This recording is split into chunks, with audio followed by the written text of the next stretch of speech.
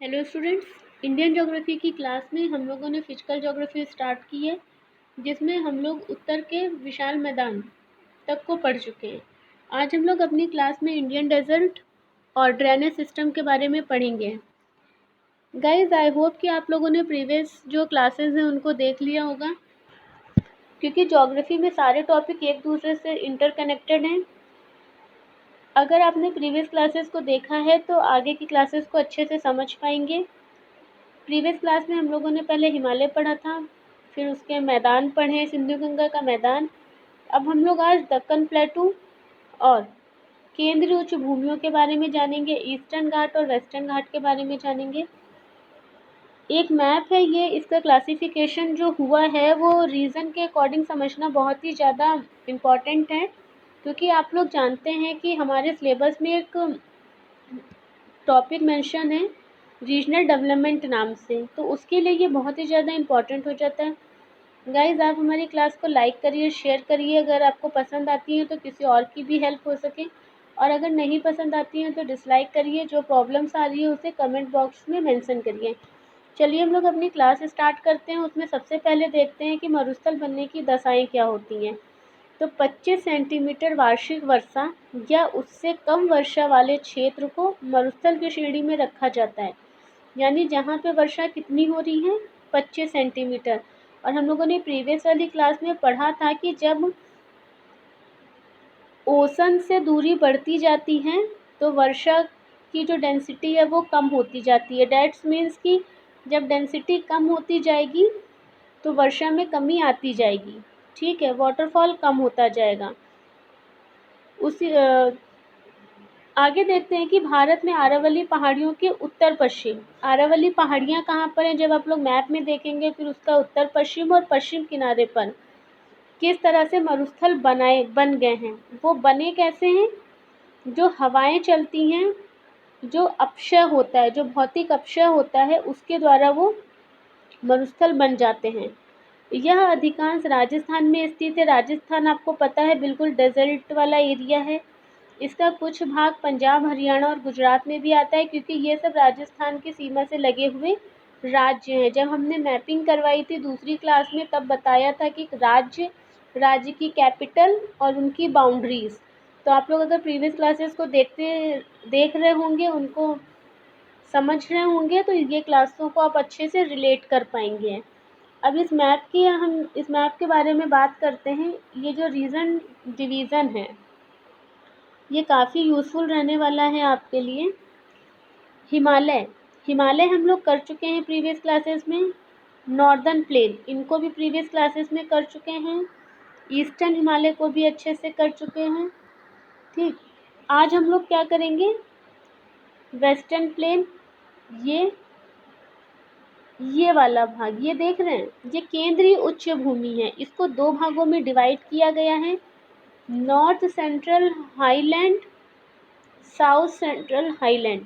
ये साउथ है और ये नॉर्थ है। दक्कन प्लेटू की अगर बात करें तो दक्कन प्लेटू ये है हमारा, इसमें भी डिवीज़न है, ये नॉर्थ दक्कन प्लेटू है, ये साउथ दक्कन प्लेटू है। यहाँ पे हमारा ये वाला जो पोर्शन है ये है ईस्टर्न प्लेटू, ठीक है। यहाँ पे छोटा नागपुर पठार, दंडकाय जैसे प्लेटू मिलते हैं। ये वाला है पश्चिमी भाग, ये वाला है पूर्वी भाग। यहाँ पे उत्तरी सरकार से लेके यहाँ कक्ष के रंग से लगाकर ये पूरा क्लासिफिकेशन है, और इनको अलग अलग भागों में बांटा गया है, जिनको कोरोमंडल तट, उत्तरी सरकार, कोकण तट, मलाबार तट ऐसा कहा जाता है। तो अभी हम देखेंगे कि किस क्षेत्र को कहाँ तक क्या कहा जाता है, ठीक है। आई होप कि आप लोगों को क्लास पसंद आ रही होगी। इसकी अगर भूगर्भिक संरचना की बात करें तो वो अभी मैंने बताया कि वो भौतिक अपक्षय और पवनों द्वारा निर्मित होता है। अब हम लोग आते हैं, इसमें कुछ इम्पॉर्टेंट पॉइंट्स और हैं, वो आप लोग सुन लीजिए। जैसे कि कक्ष के रन को सफ़ेद मरुस्थल भी कहते हैं। यहाँ पे नमकीन दलदल पाए जाते हैं। नमकीन दलदल आप लोगों को पता होगा कि कक्ष के रन में ही वहाँ पे गुजरात से दांडी मार्च किया था गांधी जी ने नमक कानून के विरुद्ध ही। यहाँ पे सबसे ज़्यादा जनसंख्या पाई जाती है। विश्व की सर्वाधिक घनत्व वाली जनसंख्या कहाँ पाई जाती है? थार मरुस्थल में पाई जाती है। ढाल के आधार पर थार के मरुस्थल को दो भागों में बांटा गया है। उत्तरी भाग जिसका ढाल पाकिस्तान के सिंधु प्रांत में है और दक्षिणी भाग जिसका ढाल कच्छ के रन की ओर है। तो यानी पाकिस्तान की तरफ और दक्षिण भाग कहाँ है? गुजरात की तरफ है। गुजरात में भी कहाँ पर है? कच्छ के रण की तरफ है। अब हम लोग देखते हैं प्रायद्वीपीय पठार। भारत का प्रायद्वीपीय पठार एक अनियमित त्रिभुजाकार आकृति वाला भूखंड है। कैसा है? ये एक ऐसा भूखंड है जो त्रिभुजाकार है। अभी आप लोगों ने देखा था कि किस तरह से एक मैपिंग हो रही है जिसमें त्रिभुज टाइप का बन रहा है वो। अगर हम बात करें कि ये बना कैसे है, इसके अगर फॉर्मेशन की बात करें तो हम लोगों ने प्रीवियस क्लासेस में देखा था गोंडवाना लैंड को और पेंजिया को।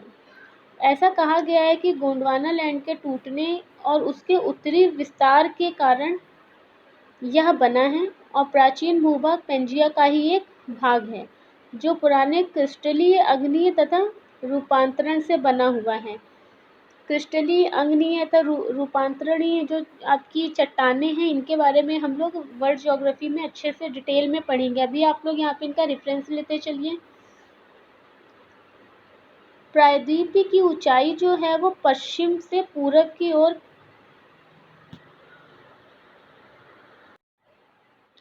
कम होती है। आपने देखा है कि मैक्सिमम नदियाँ किधर बहती हैं? सबकी सब पूरब की तरफ बहती हैं, नर्मदा को छोड़ के। नर्मदा और तापी दो ऐसी नदियाँ हैं जो आपकी वेस्टर्न घाट में गिरती हैं। लेकिन गोदावरी, महानदी, गोदावरी, कृष्णा, कावेरी, पेरियार जैसी जितनी भी नदियाँ हैं सबकी सब कहाँ गिर रही हैं? अभी हम लोग जब मैपिंग करेंगे तो उसमें देखेंगे मोस्ट रिवर जो हैं वो आपकी पूर्वी घाट में गिर रही हैं। उसका रीज़न है कि वहाँ पे एक ढाल ज़्यादा है, मतलब पश्चिम से पूर्व की ओर ढाल ज़्यादा है। अगर पठारों की समुद्र तल से औसत ऊंचाई की बात करें तो वो 600 मीटर है। समुद्र तल से ये कितनी है? 600 मीटर है। समुद्र तल से इसकी औसत ऊंचाई जो है वो 600 मीटर है। इसका जो विस्तार है उत्तर में राजस्थान से लेकर दक्षिण में कन्याकुमारी तक है, यानी 1700 किलोमीटर और 1400 किलोमीटर चौड़ा। अगर ऐसे बात करेंगे तो ये 1700 आएगा, जो कहाँ से है? राजस्थान से लगाकर कन्याकुमारी तक। और जब हम लोगों ने मैपिंग की थी तो कन्याकुमारी यहाँ पे देखा था, राजस्थान आपका यहाँ लगता है। ये कितना है? 17। और इसकी चौड़ाई कितनी है? 14। चौड़ाई कितनी है? 14। लंबाई कितनी है? 17। समुद्र तल से, ये जो समुद्र का तल है, ये जो समुद्र है, इससे इसकी ऊंचाई कितनी है? 600। इन क्षेत्रों के जो राज्य हैं वो जो आते हैं यहाँ पे राज्य, वो कौन कौन से हैं? इस क्षेत्र के अंदर जो राज्य आते हैं यहाँ पे, मध्य प्रदेश, दक्षिण पूर्वी राजस्थान। देखो ये राजस्थान है, इसका ये दक्षिण और ये पूर्वी हिस्सा लगेगा, तो दक्षिण पूर्वी राजस्थान। अगर हम ये मैप बनाए, अगर यहाँ पे राजस्थान को माने तो ये इसका साउथ है और ये इसका ईस्ट है, तो दक्षिण पूर्वी राजस्थान आएगा। दक्षिण बिहार आएगा, क्योंकि बिहार अगर यहाँ पर है तो दक्षिण का बिहार आएगा। महाराष्ट्र, उड़ीसा, गुजरात, आंध्र प्रदेश, तमिलनाडु, कर्नाटक, केरल, ये सब क्या है? आपको पता है केरल यहाँ है, तमिलनाडु यहाँ है, कर्नाटक यहाँ है, गोवा यहाँ, महाराष्ट्र यहाँ। तो ये जो राज्यों का डिवीज़न है जो हम लोगों ने पहली क्लास में देखा था या दूसरी क्लास में, अगर आपको वो मैपिंग याद कर ली होगी तो इस समय ये समझने में बहुत आसानी रहेगी और आप लोग रिलेट कर पाएंगे। प्राकृतिक दृष्टि से इसकी उत्तरी सीमा आरावली, कैमूर तथा राजमहल पहाड़ियों द्वारा निर्मित होती है। इसकी कैसे बनेगी ये? कैमूर पहाड़ियाँ, आरावली की पहाड़ियाँ और राजमहल की पहाड़ियाँ। और पूर्व में जो इसका भाग है, जो पूरब में है, वो पूर्वी घाट है और जो पश्चिम में है वो पश्चिमी घाट है।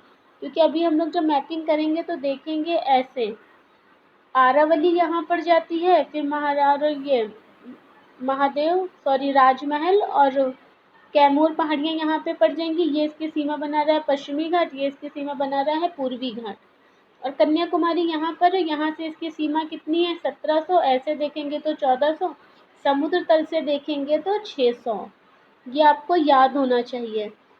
कौन कौन से राज्य आ रहे हैं तो पता है, एमपी यहाँ लगता है, कर्नाटक, तमिलनाडु, केरल, उड़ीसा, महाराष्ट्र, गुजरात सब यहीं पर आने वाले राज्य हैं जो मध्य और दक्षिण भारत में आते हैं। ये भी माना जाता है कि ये जो पठार है वो हिमालय पर्वत श्रेणी के निर्माण से पहले ही बन चुका था, और ये जो बना है तो इसने हिमालय के मोड़ को भी प्रभावित किया है, क्योंकि एक प्रेशर लगता है ना, ये उत्तर की तरफ शिफ्ट हो रहा है, और अगर हिमालय जब बन रहा होगा तो इन बेल्टों ने उसको प्रेशर दिया होगा, तो उसके जो मोड़ बने हैं उसको प्रभावित किया है। पठार का जो उत्तर और पश्चिमी तथा उत्तर और पूर्वी भाग है वो हिमालय के दक्षिण दक्षिण की ओर मुड़ा हुआ है। कहाँ मुड़ा हुआ है? वो हिमालय के दक्षिण ओर की तरफ मुड़ा हुआ दिखाई देता है। एक मोड़ दिखाई देता है। कुल मिलाकर बात ये है कि एक मोड़ दिखाई देता है, क्योंकि इसका दक्षिण है, ये पूर्वी है, ये हिमालय है, और यहाँ पर जो वलन पड़ते हैं, यहाँ पर एक वलन पड़ते हैं तो वो मोड़ दिखाई देते हैं। पठार जो है कई छोटे छोटे पहाड़ों और पहाड़ियों में विभाजित भी हैं। यहाँ से कई सारी नदियाँ भी निकलती हैं, जैसे नर्मदा, सोन आदि नदियाँ। छोटे छोटे पहाड़ हैं।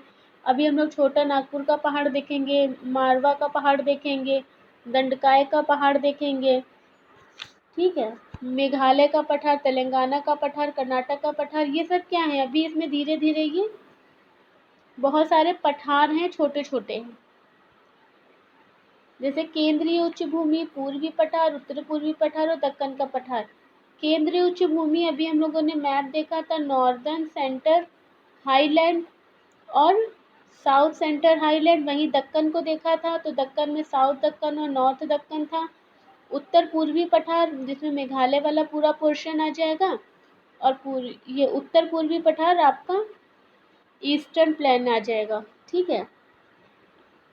केंद्रीय उच्च भूमि, अगर हम लोग केंद्रीय उच्च भूमि की बात करें, जो अभी हम लोगों ने देखा था नॉर्थ सेंट्रल हाईलैंड और साउथ सेंट्रल हाईलैंड, अगर हम लोग उसकी बात करें तो सिर्फ उस वाले पोर्शन में कितनी पहाड़ियाँ हैं? 6। आरावली पर्वत श्रेणी, मेवाड़ का पठार, मालवा का पठार, बुंदेलखंड का पठार, सतपुड़ा रेंज और विंध्य रेंज।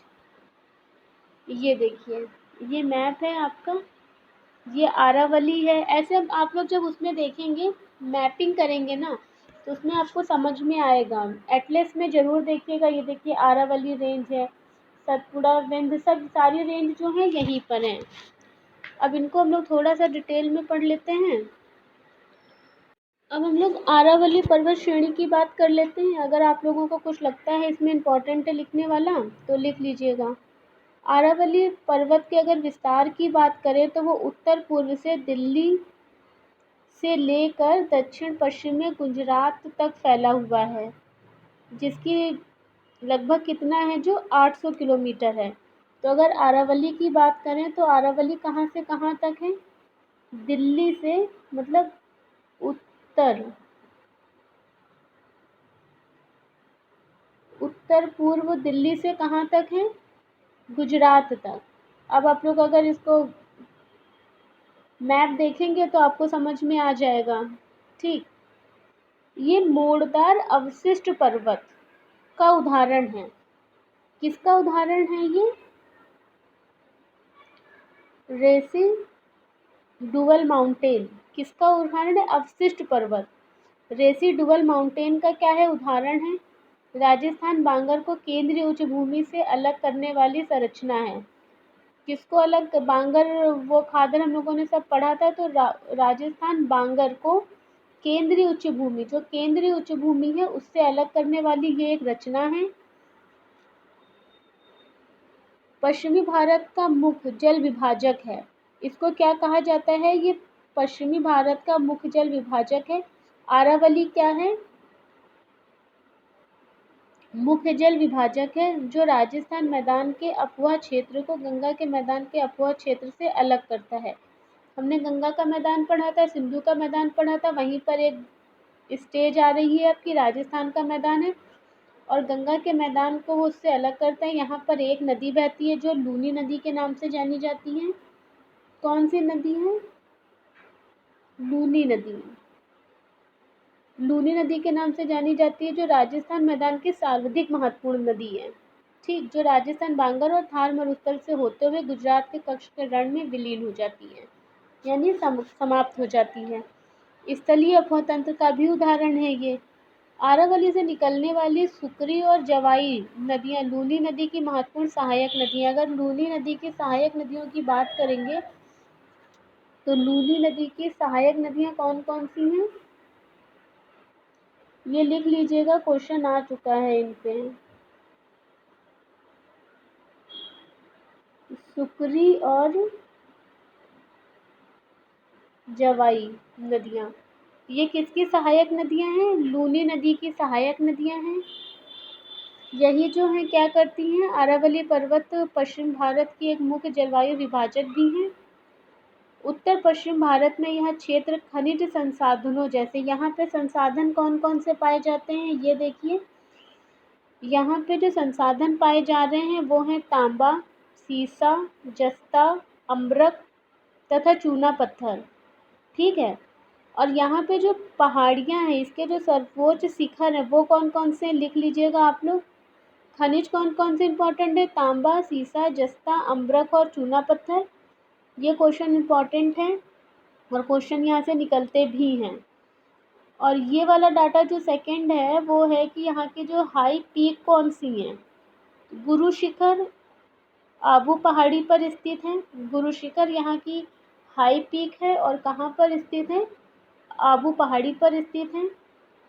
इसी आबू पहाड़ी में जैनियों का प्रसिद्ध धर्मशाला दिलवाड़ा जैन मंदिर स्थित है। दिलवाड़ा जैन मंदिर के बारे में आप लोगों ने सुना होगा, क्वेश्चन पूछा हुआ है दिलवाड़ा पर। तो यहाँ पे कौन सा है, दिलवाड़ा, दिलवाड़ा जैन मंदिर है। ठीक। और जबकि अन्य शिखर कुंभलगढ़ में है, कुंभलगढ़ है। और अन्य कहाँ पर है, कुंभलगढ़। ठीक। अब हम लोग नेक्स्ट की तरफ आते हैं, मेवाड़ का पठार। अगर मेवाड़ का पठार की बात करें तो ये राजस्थान व मध्य प्रदेश में है। इसका विस्तार कहाँ तक है, राजस्थान और मध्य प्रदेश तक है। मेवाड़ पठार आरावली पर्वत को मालवा के पठार से अलग करता है।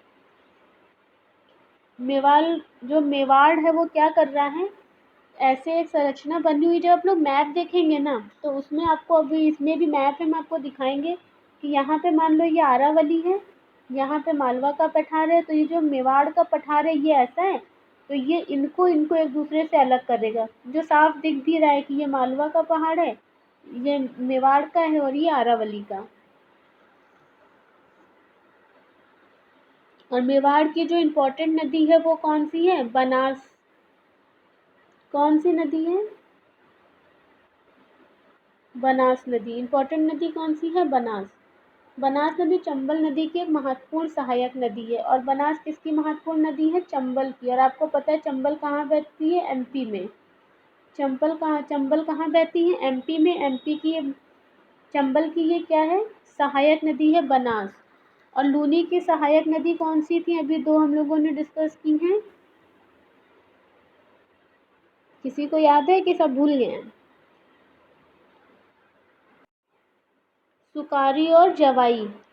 सुकारी और जवाई किसकी सहायक नदी है, लूनी की है। और चंबल की सहायक नदी कौन सी है, बनास नदी है। ठीक है। अब हम लोग आते हैं मालवा का पठार। तो मालवा का जो पठार है वो मध्य प्रदेश में बेसाल्ट की चट्टानों से बना है। ठीक। मालवा के पठार को राजस्थान में हटौती का पठार कहा जाता है। क्या कहा जाता है, हटौती का पठार कहा जाता है।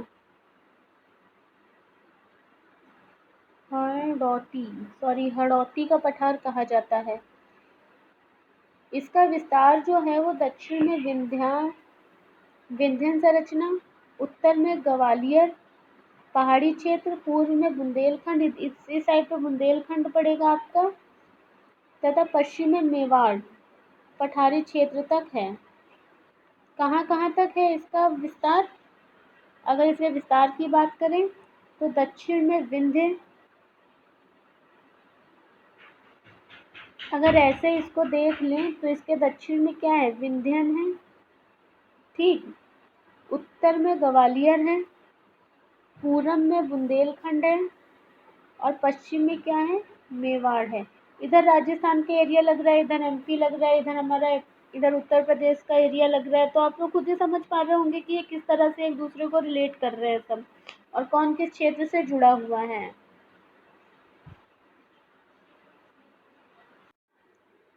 ये बेसाल्ट चट्टान में अपक्षरण, अपक्षरण मतलब बेहतरीन के कारण काली मिट्टी का विकास हुआ है। क्या हुआ यहाँ पे, बेसाल्ट चट्टानों में अपक्षरण के कारण काली मिट्टी का विकास हुआ है।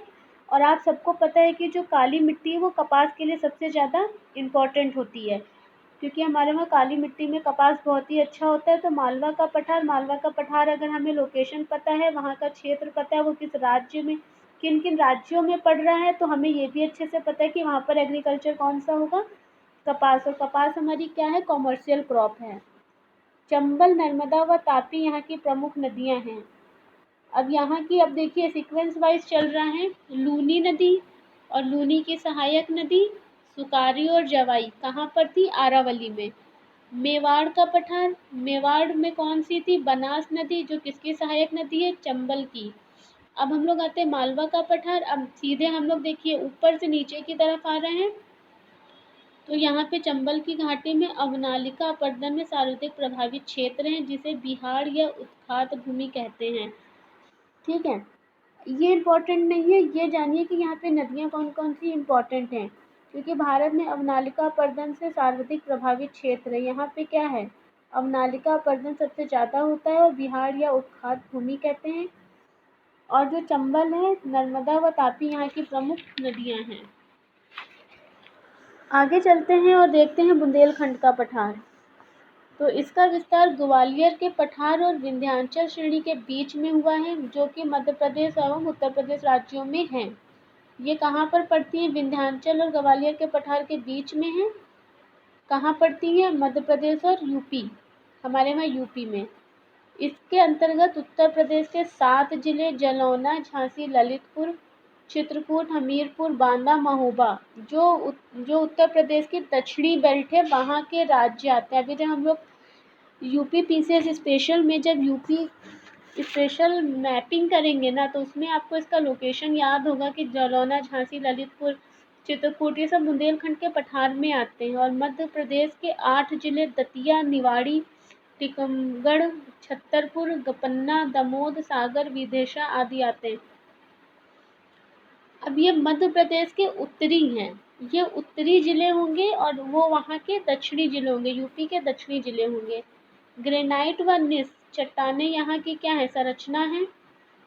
ग्रेनाइट व निस चट्टानी संरचना में अपक्षय व अपरदन की क्रिया होने के कारण लाल मृदा का विकास हुआ है। अब यहाँ पे मिट्टी कौन सी पाई जाती है, रेड सॉइल पाई जाती है। ठीक, कौन सी होगी, लाल मृदा होती है यहाँ पर।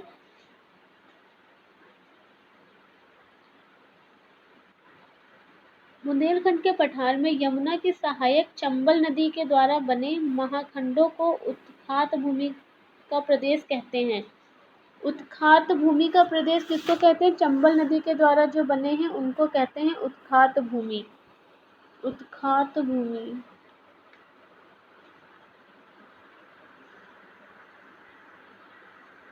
उत्खात भूमि, ठीक, जो कि आर्थिक दृष्टि से एक पिछड़ा हुआ क्षेत्र है। क्या है, बुंदेलखंड क्षेत्र जो है सूखा प्रभावित है और आर्थिक दृष्टि से पिछड़ा हुआ है, क्योंकि बुंदेलखंड और झारखंड वगैरह में आप लोग जानते हैं कि कितनी ज़्यादा गरीबी है, वहाँ पे लोग खरीदे बेचे भी जाते हैं।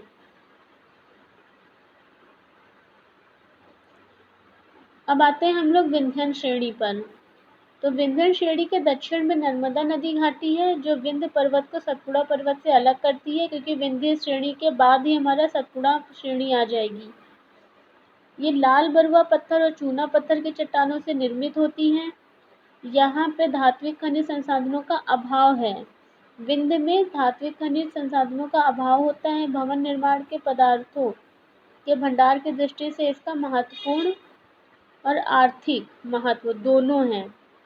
भवन निर्माण में जो कंक्रीट वगैरह यूज़ होती है या जो अन्य मटेरियल यूज़ होते हैं, उसके लिए ये सूटेबल एरिया है विंध्याचल क्षेत्र। लेकिन यहाँ पे धात्विक खनिजों का अभाव होता है। अब हम लोग अगर ये कहाँ कहाँ पर इसका विस्तार देख लीजिए, तो इसका विस्तार गुजरात से लेकर मध्य प्रदेश, उत्तर प्रदेश, बिहार, छत्तीसगढ़ तक है। इसे गुजरात में जोबट हिल्स और बिहार में कैमूर हिल्स कहते हैं। विंध्याचल का ही जो विस्तार है, जोबट हिल इसे कहाँ कहते हैं? गुजरात में। और कैमूर हिल कहते हैं इसको बिहार में। ठीक, अब हम लोग आगे चलते हैं। आई होप कि यहाँ तक आपको कोई प्रॉब्लम नहीं आ रही होगी। अब हम लोग पूर्वी पठार देखेंगे। पूर्वी पठार में हमारा छोटा नागपुर का पठार है, छत्तीसगढ़ बेसिन है। केंद्रीय उच्च भूमियाँ हम लोगों ने देख ली, ये इसका मैप है। बाकी आप लोग जो है मैपिंग करेंगे तो उसमें ये सीक्वेंस में मिल जाएंगी। ये बहुत ज़्यादा इंपॉर्टेंट टॉपिक नहीं है, क्योंकि क्वेश्चन बहुत रियर ऑफ द रियर आते हैं यहाँ से। एक टाइम था जब यहाँ से क्वेश्चन बहुत ज़्यादा आते थे। तो हम लोग अब चलते हैं पूर्वी पठार की ओर।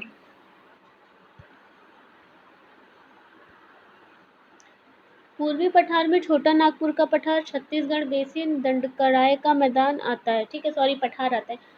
अच्छा हाँ, अगर ये इम्पॉर्टेंट नहीं है एग्ज़ाम पॉइंट ऑफ व्यू से, लेकिन ये बेसिक नॉलेज है जो कॉन्सेप्ट क्लियर करने के लिए बहुत ज़्यादा इम्पॉर्टेंट है, तो बहुत ज़्यादा एम्फसाइज करके नहीं, लेकिन हाँ एक ओवरव्यू में भारत का पूरा स्ट्रक्चर आप लोग ले लीजिएगा, जिससे कॉन्सेप्चुअल नॉलेज आपका बहुत अच्छा हो जाएगा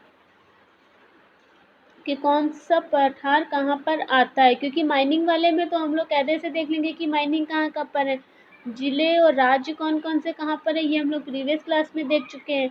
अब खाली इनका लोकेशन देखना है कि छोटा नागपुर का पठार कहाँ पड़ रहा है, छत्तीसगढ़ का बेसिन कहाँ पड़ रहा है, दंडकड़ाई का पठार कहाँ पर है। आप इसकी मैपिंग करेंगे तो आपको सब समझ में आ जाएगा। इसमें अगर हम लोग छोटा नागपुर की बात करें, तो छोटा नागपुर जो झारखंड में है, कहाँ पर है छोटा नागपुर का पठार? ये आपका है झारखंड में। ये देखिए, ये जो रीजन लग रहा है आपका झारखंड का लग रहा है। ये देखिए मैकाल रेंज है, ये कैमूर रेंज है, अभी हम लोगों ने पीछे बात की थी। ये देखिए पारसनाथ इम्पॉर्टेंट क्षेत्र है। ये देखिए पारसनाथ बहुत ही ज़्यादा इम्पॉर्टेंट क्षेत्र है।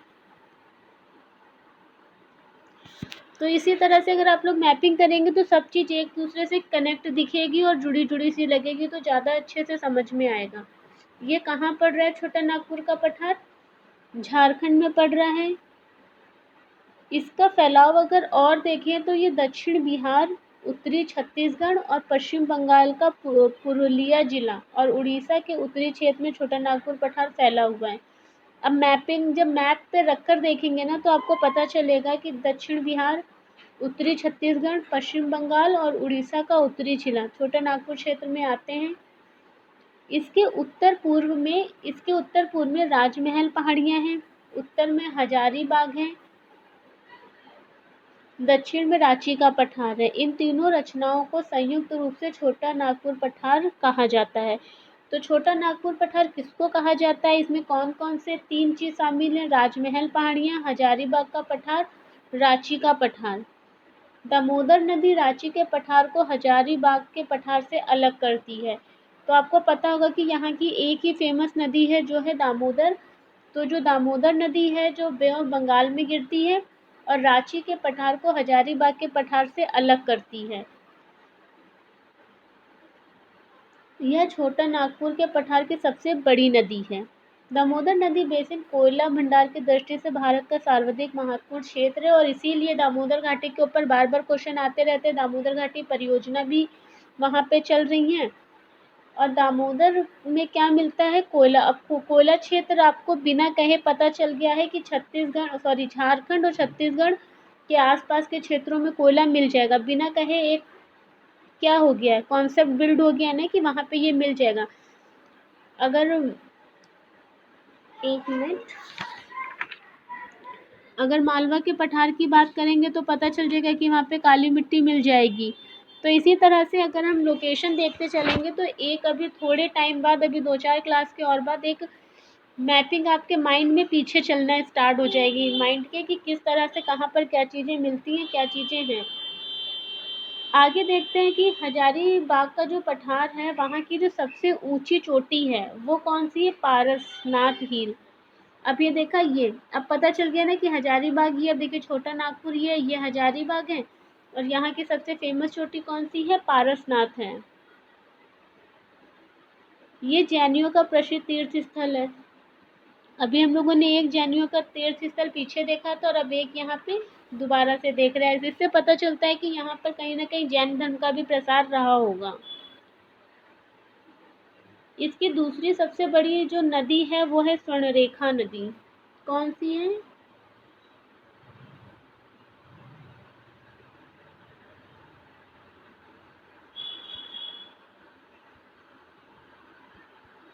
स्वर्णरेखा नदी। दामोदर पहली है और दूसरी बड़ी नदी कौन सी है? स्वर्णरेखा नदी है।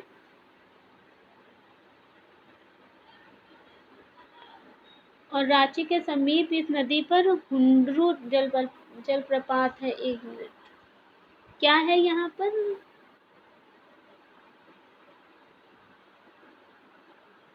हुंडरू जलप्रपात। कौन सा रिजर्वॉयर है? हुंडरू। हुंडरू रिजर्वॉयर है यहाँ पर। ग्रेनाइट चट्टानों से निर्मित उच्च शिलाकृतियां हैं। पाट भूमि कहते हैं इनको। क्या बोलते हैं? पाट भूमि। जो ग्रेनाइट चट्टानों से निर्मित उच्च शिलाकृति भूमियां हैं उनको क्या कहते हैं? पाठ भूमि। पाठ पार्टलैंड कहते हैं उनको। अब हम लोग देखते हैं छत्तीसगढ़ बेसिन। छत्तीसगढ़ बेसिन का विस्तार छत्तीसगढ़ और उड़ीसा राज्यों में है।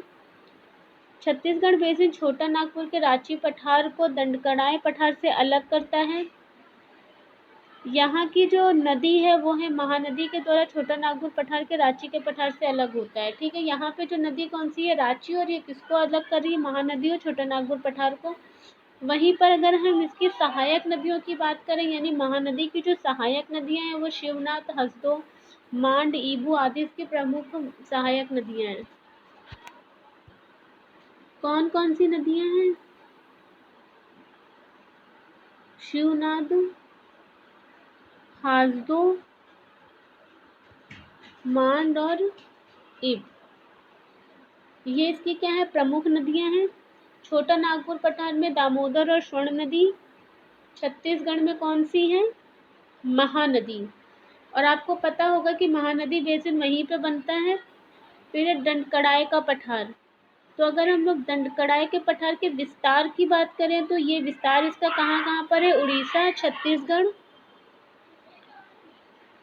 महाराष्ट्र, आंध्र प्रदेश एवं तेलंगाना। और यह भारत का मध्यवर्ती भाग है।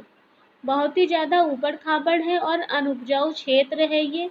खनिज संसाधनों के भंडार की दृष्टि से बहुत ही महत्वपूर्ण क्षेत्र है। तो दंडकड़ाई क्या है? बहुत ही ज़्यादा संसाधनों की दृष्टि से महत्वपूर्ण है, ऊबड़ खाबड़ क्षेत्र है, भारत का मध्यवर्ती भाग है। गोदावरी की सहायक नदी इंद्रावती का उद्गम इसी क्षेत्र से होता है। तो गोदावरी की जो सहायक नदी है इंद्रावती।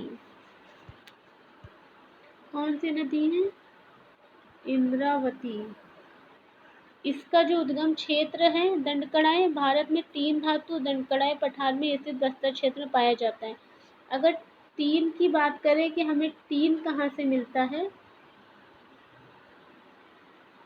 अगर टीन की बात करें तो टीन बस्तर से मिलता है। और बस्तर कहाँ पर है? दंडकड़ाई पठार में है। ठीक है गाइस, अब हम लोग आगे चलते हैं। आई होप कि ये सब फैक्चुअल डेटा है और आपको यहाँ तक क्लास समझ में आ रही है। अब हम लोग देखते हैं उत्तर पूर्वी पठार यानी मेघालय का पठार। मेघालय के पठार में गारो, खासी, जयंतियाँ, ये आपको पता ही है, बहुत ही फेमस है, आए दिन चर्चा में भी रहती हैं।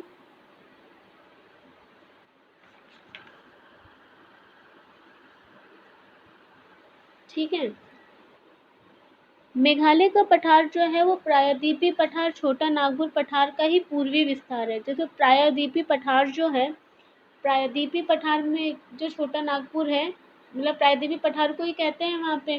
तो जो छोटा नागपुर का पठार है उसका पूर्वी विस्तार है, जो राजमहल, गारो, गैप अथवा द गैप के द्वारा अलग होता है। तो ये किसके किसके द्वारा अलग हो रहा है? राजमहल गारो गैप अथवा मालदा गैप। इस पठार में पश्चिम से पूर्व की ओर क्रमशः गारो खासी जयंतियाँ तथा मिकीर पहाड़ियाँ अवस्थित हैं। ये देखिए, गारो खासी जयंतियाँ और मिकीर ये सब दिख रही हैं एक लाइन से, देख रहे हैं? गारो खासी जयंतियाँ और मिकीर की पहाड़ियाँ अवस्थित हैं, जो प्राचीन चट्टानों से निर्मित है। गारो खासी जयंतियाँ इस पठार में निवास करने वाली प्रमुख जनजातियाँ हैं। क्या है ये यहाँ की प्रमुख जनजातियाँ हैं? खासी पर्वतीय क्षेत्र का कीप रूप स्वरूप में अवस्थित होने के कारण यहाँ औसत से अधिक वर्षा होती है। ये आप लोग देख रहे हैं, इसका जो लोकेशन है पुडुचेरी, सॉरी, यहाँ पे जो है वर्षा इस कारण से ज़्यादा होती है क्योंकि यहाँ पर कई नदियाँ और पूरा बंगाल की खाड़ी यहीं पे लगती है। यहाँ पे चेरापूंजी और मोंसीराम सर्वाधिक वर्षा वाले क्षेत्र हैं, जो विश्व में सर्वाधिक वर्षा वाले क्षेत्र के नाम से जाने जाते हैं। कौन कौन से हैं? ये आप लोगों ने शायद प्रीवियस ईयर के पेपर लगाए होंगे तो आपको पता भी होगा, क्वेश्चन पूछे जा चुके हैं यहाँ से।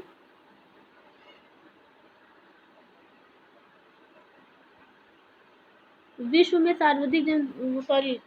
सर्वाधिक वर्षा वाले क्षेत्र के रूप में जाने जाते हैं।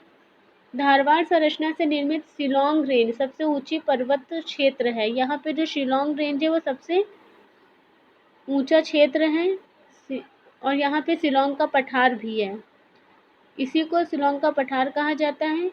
सबसे ऊंची चोटी नोकरेक है और नोकरेक पे बहुत ही ज़्यादा क्वेश्चन पूछे गए हैं और बहुत ही बार क्वेश्चन पूछे गए हैं कि नोकरेक कहाँ है।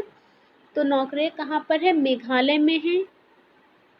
ज़्यादा वर्षा होने के कारण यहाँ पे कौन सी मृदा पाई जाती है? तो लेटराइट मृदा पाई जाती है और सदाबहार वन पाए जाते हैं। तो यहाँ पे लेटराइट मृदा पाई जाएगी और सदाबहार वन पाए जाएंगे। ज़्यादा वर्षा हो रही है तो यहाँ पे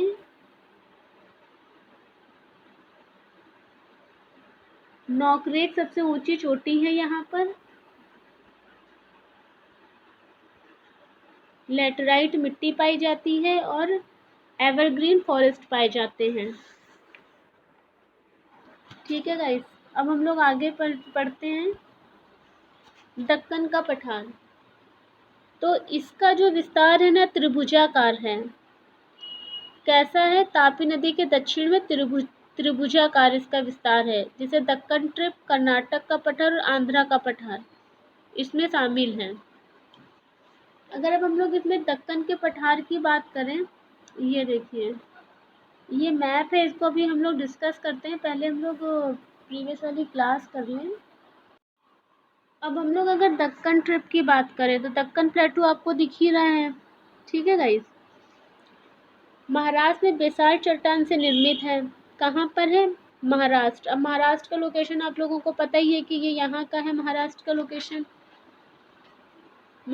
लोकेशन कहाँ है? फिर आंध्रा का पठार, तो ये आंध्रा का लोकेशन आंध्रा के पास होगा क्योंकि आंध्रा हमारा इधर लगता है। वहीं पे कर्नाटक का पठार, तो कर्नाटक हमारा इधर लग रहा है। यहाँ पे महाराष्ट्र, यहाँ कर्नाटक, फिर केरल, बीच में गोवा, महाराष्ट्र के पास गोवा। ठीक है, तो ये वाला जो है महाराष्ट्र में बेसाल्ट चट्टान से निर्मित है और काली मिट्टी का विकास हुआ है। और काली मिट्टी आपको पता है कपास के लिए सर्वाधिक महत्वपूर्ण होती है और कपास क्या है? कमर्शियल क्रॉप है। यहाँ पे गोदावरी नदी अपवाहित होती है, मतलब गोदावरी नदी यहाँ से बह रही है। सतमाला, अजंता, बालाघाट और हरीशचंद्र पहाड़ियों का विस्तार भी इसी पठारी क्षेत्र में है। यहाँ पे कौन कौन सी पहाड़ियाँ हैं? अगर कुछ दिख सकती हैं तो आप लोग देख लीजिए, जैसे ये सतपुड़ा हो गई, अजंता हो गई, यहाँ पे ये देखिए सतमाला हो गई, ये वाली जो है महादेव हो गई। ये ऐसे ना आप लोग मैप देखिएगा तो उसमें बहुत सारी चीज़ें आप लोगों को दिख जाएंगी जो भी हम बता रहे हैं। सतमाला, अजंता, बालाघाट और हरीशचंद्र, ये सब क्या है? ये सब वहाँ की महत्वपूर्ण पहाड़ियाँ हैं। कहाँ की हैं? दक्कन की। और दक्कन किस साइड पर है? ये इस साइड पे लगेगा। और दक्कन प्लेटू को भी हम लोगों ने 2 भाग में डिवाइड किया था, अगर आप लोगों को याद हो तो, साउथ और नॉर्थ में। तो ये अजंता, सतमाला, ये सब क्या है? ये सब साउथ में पड़ रही हैं अब हम लोग नॉर्थ की तरफ चलते हैं तो कर्नाटक का पठार, तो कर्नाटक ये इधर नीचे हमारा लग जाएगा, सॉरी इस साइड पे लग जाएगा। तो पश्चिमी घाट से जुड़ा होने के कारण मालनाड कहते हैं। ये क्या है? पश्चिमी घाट से संलग्न पर्वतीय एवं पठारी क्षेत्र को मलनाड कहते हैं। बाबा बुदान यहाँ की सबसे सर्वाधिक ऊंची चोटी है। कर्नाटक पठार की सबसे फेमस चोटी कौन सी है? बाबा बुदान।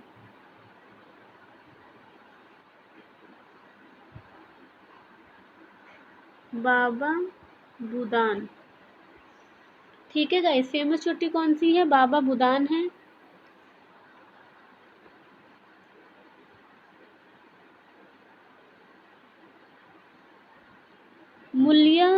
मुल्यांगिरी इसकी सबसे ऊंची चोटी है।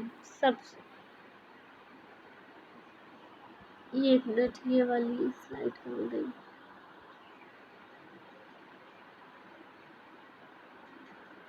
दूसरी कौन सी है? मुल्यांगिरी। मुल्यांगिरी इसकी सबसे ऊंची चोटी है।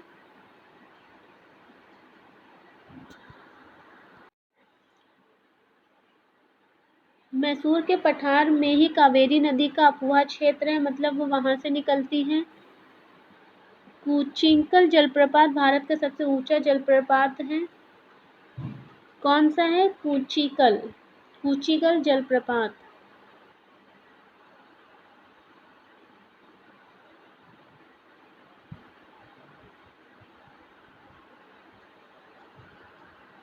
कूचिकल जलप्रपात यहाँ का सबसे ऊंचा जलप्रपात है, जो कि शिमोगा जिले कर्नाटक में वाहरा नदी पर स्थित है। कहाँ पर है? वाहरा नदी। अच्छा, ये जो वाहरा नदी है ना, ये वर्तमान में जो रिसर्च हुई है उसके बेस्ड पर बताया गया है कि वाहरा नदी पर ये स्थित है। कृष्णा, कावेरी, तुंगभद्रा, सारावती व भीमा यहाँ की प्रमुख नदियाँ हैं। कौन कौन सी यहाँ की प्रमुख नदियाँ हैं? कृष्णा, कावेरी, तुंगभद्रा, सारावती व भीमा। और जोग प्रपात के बारे में सुना होगा आप लोगों ने, वो सारावती नदी पर है। और महात्मा गांधी जलप्रपात भी इसको कहते हैं। क्या बोलते हैं? महात्मा गांधी जलप्रपात भी इसको बोलते हैं। अब हम लोग चलते हैं आंध्रा पठार की तरफ। तो आंध्रा का पठार जो है वो रायलसीमा का पठार तथा तेलंगाना के पठार को शामिल किया जाता है। मतलब आंध्र प्रदेश जो है, आंध्र प्रदेश के पठार में किसको किसको शामिल किया जाता है? रायलसीमा पठार को और तेलंगाना के पठार को। कृष्णा नदी के बेसिन के दक्षिण में रायलसीमा का पठार है। कृष्णा नदी का जो दक्षिण भाग है वहां पर ये पठार पड़ता है आपका। कृष्णा और गोदावरी नदी के मध्य में कुल्लेरू झील अवस्थित है, जो कि एशिया की सबसे दलदली भूमि है। तो एशिया की सबसे दलदली भूमि कहाँ पर है? कृष्णा और गोदावरी नदी के बेसिन में। इसे क्या बोलते हैं? कुल्लेरू झील। क्या बोलते हैं? कुल्लेरू झील।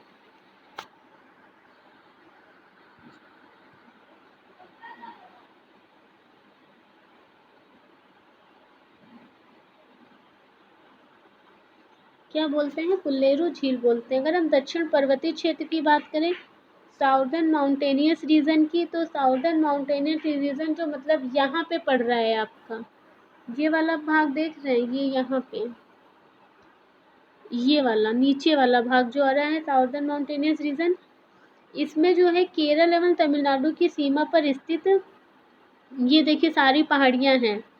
कौन कौन सी पहाड़ियाँ आती है? नीलगिरी की पहाड़ियाँ अन्नामलाई कार्डमम तमिलनाडु में स्थित हैं। वहीं डोडा बेट नीलगिरी पर्वत की सबसे ऊंची चोटी है। नीलगिरी जो है, नीलगिरी पर्वत की सबसे ऊंची चोटी कौन सी है? टोडा बेट है। मारकुती इसकी दूसरी सबसे ऊंची चोटी है। अन्नामलाई पर्वत की चोटी अनाई मुंडी दक्षिण भारत की सबसे ऊंची चोटी। अन्नामलाई के बारे में तो आप लोगों ने बहुत ही सुना होगा। ये देखिए Annamalai hills, Dodanal hills, Nilgiri hills, cardamom hills, ये सारे देखिए सबसे क्या है, साउथ में है। देख रहे हैं नीलगिरी, डूडा, अन्नामलाई, कार्डमम, ये सारी क्या है? साउथ की हैं। ये सब आप लोग अच्छे से देख लीजिएगा, मैपिंग कर लीजिएगा। बिना मैपिंग के काम चलने वाला है नहीं। वहीं पे नीलगिरी और अन्नामलाई के बीच में पाल घाट दर्रा स्थित है। ये दर्रा कहाँ पर है? यहाँ पे जब ये दोनों मिलती है ना तो वहीं पे पाल घाट दर्रा है। अब हम लोग पश्चिमी घाट की बात करते हैं। किसकी बात करते हैं? पश्चिमी घाट की।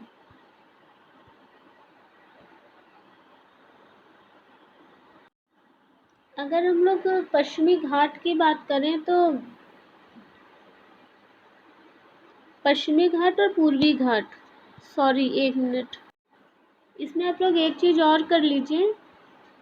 अगर यहाँ पे हम बात करते हैं पश्चिमी घाट की, तो पश्चिमी घाट की प्रमुख पहाड़ियाँ हैं नीलगिरी पहाड़ियाँ, अन्नामलाई पहाड़ियाँ और इलायची पहाड़ियाँ यानी कार्डमम पहाड़ियाँ।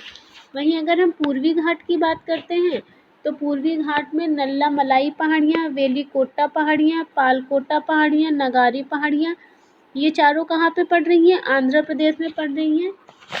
अगर आप लोग चाहें तो लिख भी सकते हैं नल्लामलाई, ठीक है, नल्लामलाई की पहाड़ियाँ, वेलिकोटा, ये सब एटलस में दिया होगा आपके, आप लोग मैपिंग कर लीजिएगा। वेलिकोटा की पहाड़ियाँ, वेलिकोटा के बाद आपकी पालकोटा और ये नगारी, ठीक, ये चारों कहाँ पर है? नल्लामलाई पहाड़ियाँ, वेलिकोटा पहाड़ियाँ, पालकोटा पहाड़ियाँ, नगारी पहाड़ियाँ, सब है आंध्र प्रदेश में। वहीं पे अगर हम और नीचे आते हैं,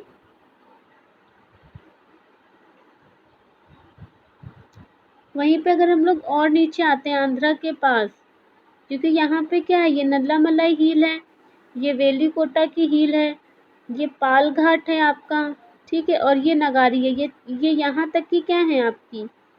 नल्लामलाई, वेलिकोटा, पालकोटा, ये सब आपको कहाँ पे दिख रही है? सबकी सब है आंध्र प्रदेश में। वहीं पे ये देखिए जावेद हिल्स, सेवराय हिल्स उसके नीचे है, पंचमलाई हिल उसके नीचे है और सिरुमलाई पहाड़ियाँ, तो सिरुमलाई पहाड़ियाँ उसके नीचे हैं। तो ये कहाँ पर है? तमिलनाडु में है। तो ये चीज़ आप लोग अच्छे से मैपिंग में देख लीजिएगा, क्योंकि अगर हम लोग अभी इधर वाल पश्चिमी घाट की बात किए थे तो इसमें नीलगिरी पहाड़ियाँ हैं, अन्नामलाई की पहाड़ियाँ हैं और कार्डमम पहाड़ियाँ हैं, ठीक है। ये कहाँ की हैं पहाड़ियाँ? पश्चिमी घाट पे। पूर्वी घाट पे आंध्रा में आने वाली पहाड़ियाँ कौन कौन सी हैं?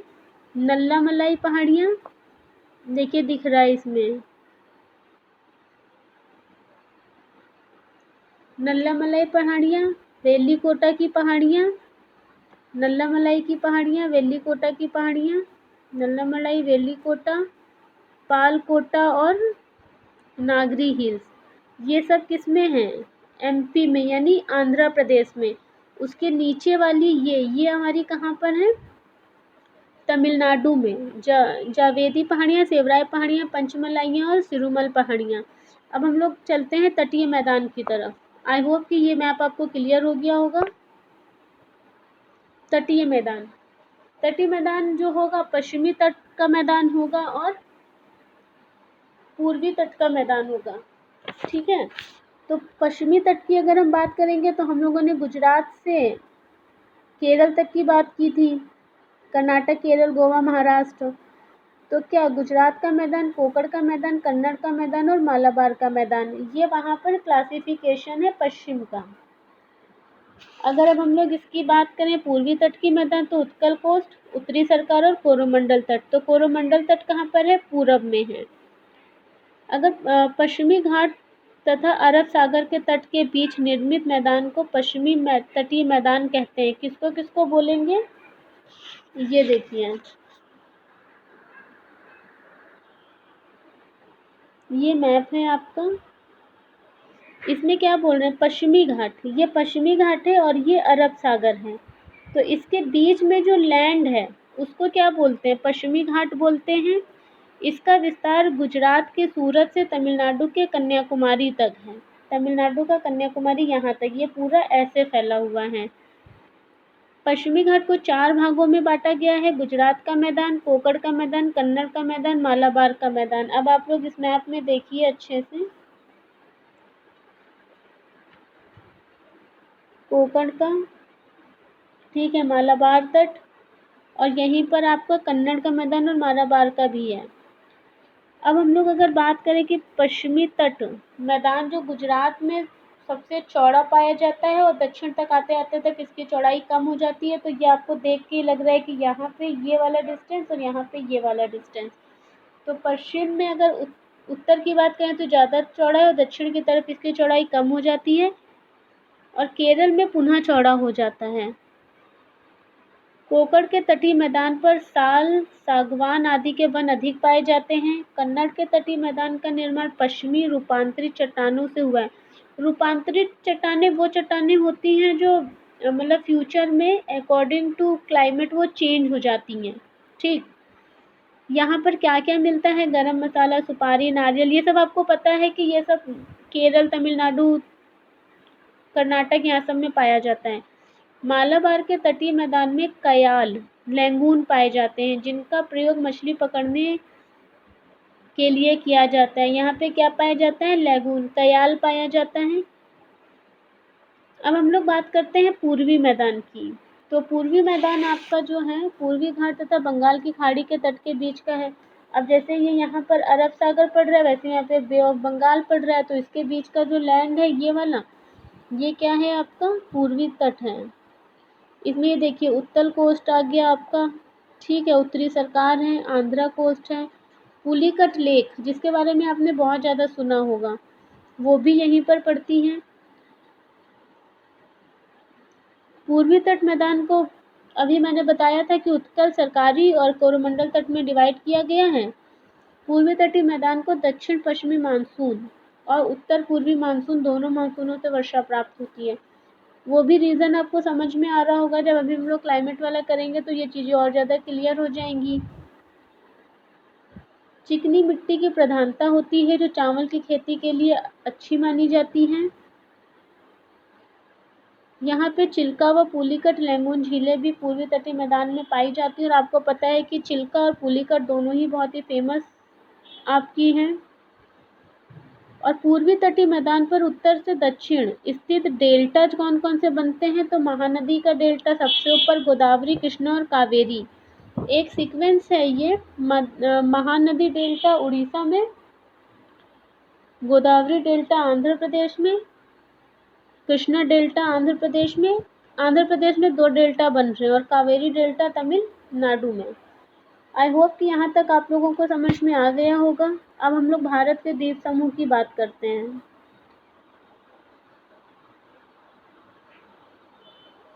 भारत के द्वीप समूह में तो अंडमान निकोबार और लक्षद्वीप हैं, और उसके बाद जो अन्य द्वीप हैं जैसे श्रीहरिकोटा, पंबन द्वीप, न्यूमूर द्वीप, इस तरह के जो द्वीप हैं,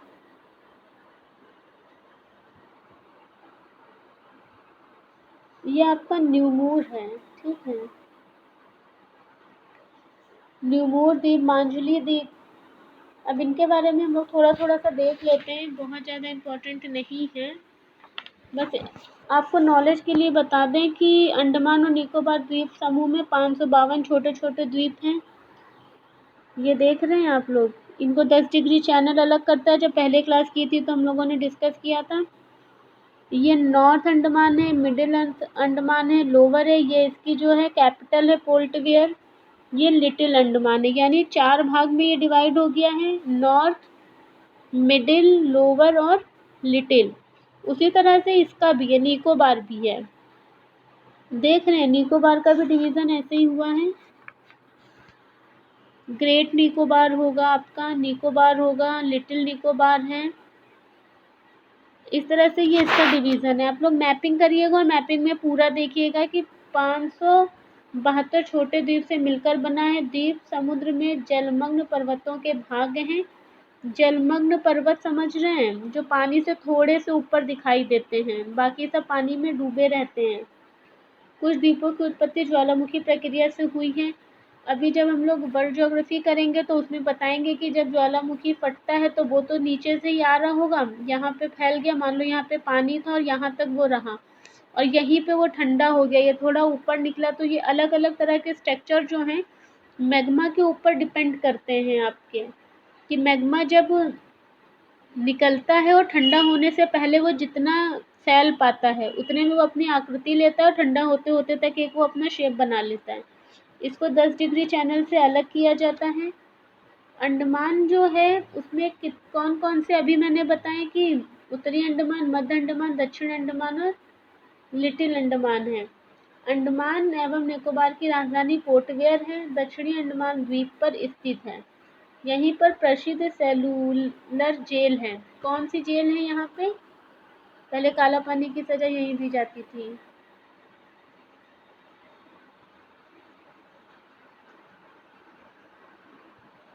सेलुलर जेल है। कोको स्ट्रेट अंडमान के उत्तर में स्थित है। कौन सा स्ट्रेट? Cocoa straight.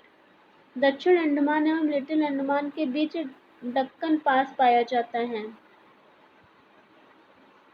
दक्कन पास कहाँ पाया जाता है? दक्षिण अंडमान और लिटिल अंडमान के बीच में। अब अगर मध्य अंडमान के पूर्व में बैरन द्वीप है। बैरन द्वीप इम्पोर्टेंट है और जो कि एक यहाँ पे ज्वालामुखी भी पाया जाता है, जो कि सक्रिय ज्वालामुखी पाया जाता है बैरन द्वीप पर। और भारत में यहीं पर हमें जो है एक्टिव ज्वालामुखी मिलता है बैरन द्वीप पर, ठीक है। और बैरन द्वीप कहाँ पाया जाता है? मध्य अंडमान में पाया जाता है। मध्य अंडमान मतलब इसके भी ऊपर जो हमने देखा था। और ये क्या है? एक एक्टिव वॉल्केनो है यहाँ पे। जबकि उत्तरी अंडमान के पूर्व में स्थित नारकोडम एक पैसिव द्वीप है। नारकोडम कैसा द्वीप है? ये उत्तर में पाया जाता है। अगर हम लोग यहाँ पे मैप की बात करें,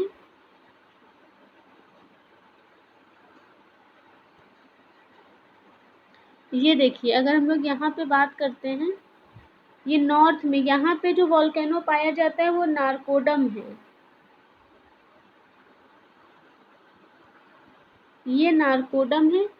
और ये क्या है? पैसिव है। ये पैसिव वॉल्केनो है।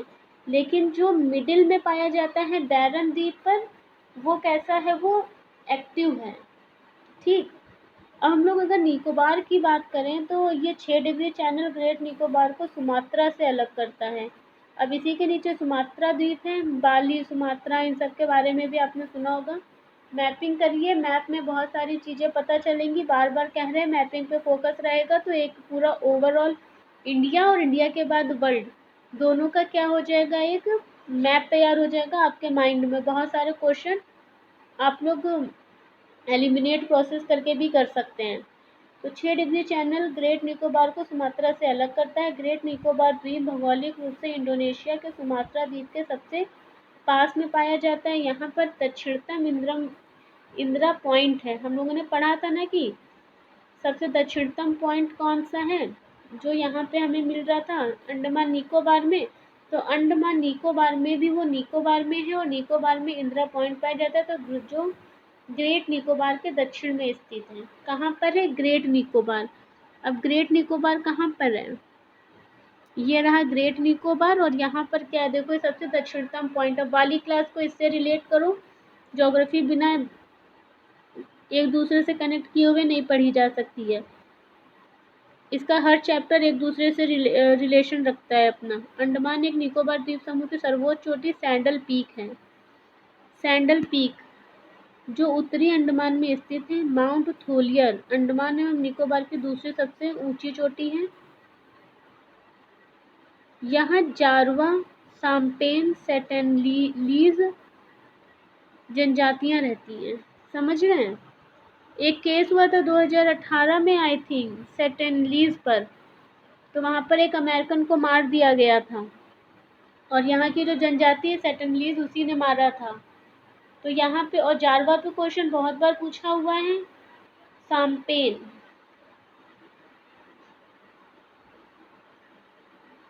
जारवा,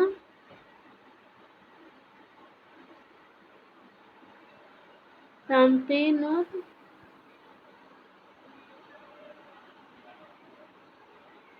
सेटेनलीज, ठीक है। ये यहाँ की प्रमुख क्या हैं? ट्राइब्स हैं। अच्छा, इनको पहली बार जो चुनाव देने का मतलब इनको पहली बार जो वोट देने का अधिकार कब दिया गया था? सौम्पेन को। क्वेश्चन वैसे इंपॉर्टेंट लगता नहीं है, लेकिन नॉलेज के लिए होना चाहिए, क्या पता कभी पूछ लें। साम्पेन जनजाति को मतदान का अधिकार 2014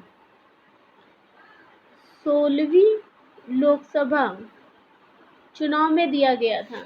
ये अधिकार इनको कब दिया गया था? 2014 में। 2018 में रॉस द्वीप, नील द्वीप एवं हैवलॉक द्वीप का नाम बदलकर नेताजी सुभाष चंद्र बोस रखा गया था, जो शहीद द्वीप पर है। ये आपको पता होगा, ये भी 2018 का करंट था। करंट में क्या था? रॉस द्वीप था, हैवलॉक द्वीप था और रॉस द्वीप था। रॉस द्वीप, नील द्वीप और हैवलॉक द्वीप का नाम नेताजी सुभाष चंद्र बोस के नाम पर शहीद द्वीप एवं स्वराज द्वीप पर रखा गया था। ये करंट अपडेट है, कर लीजिएगा, 2018 का है।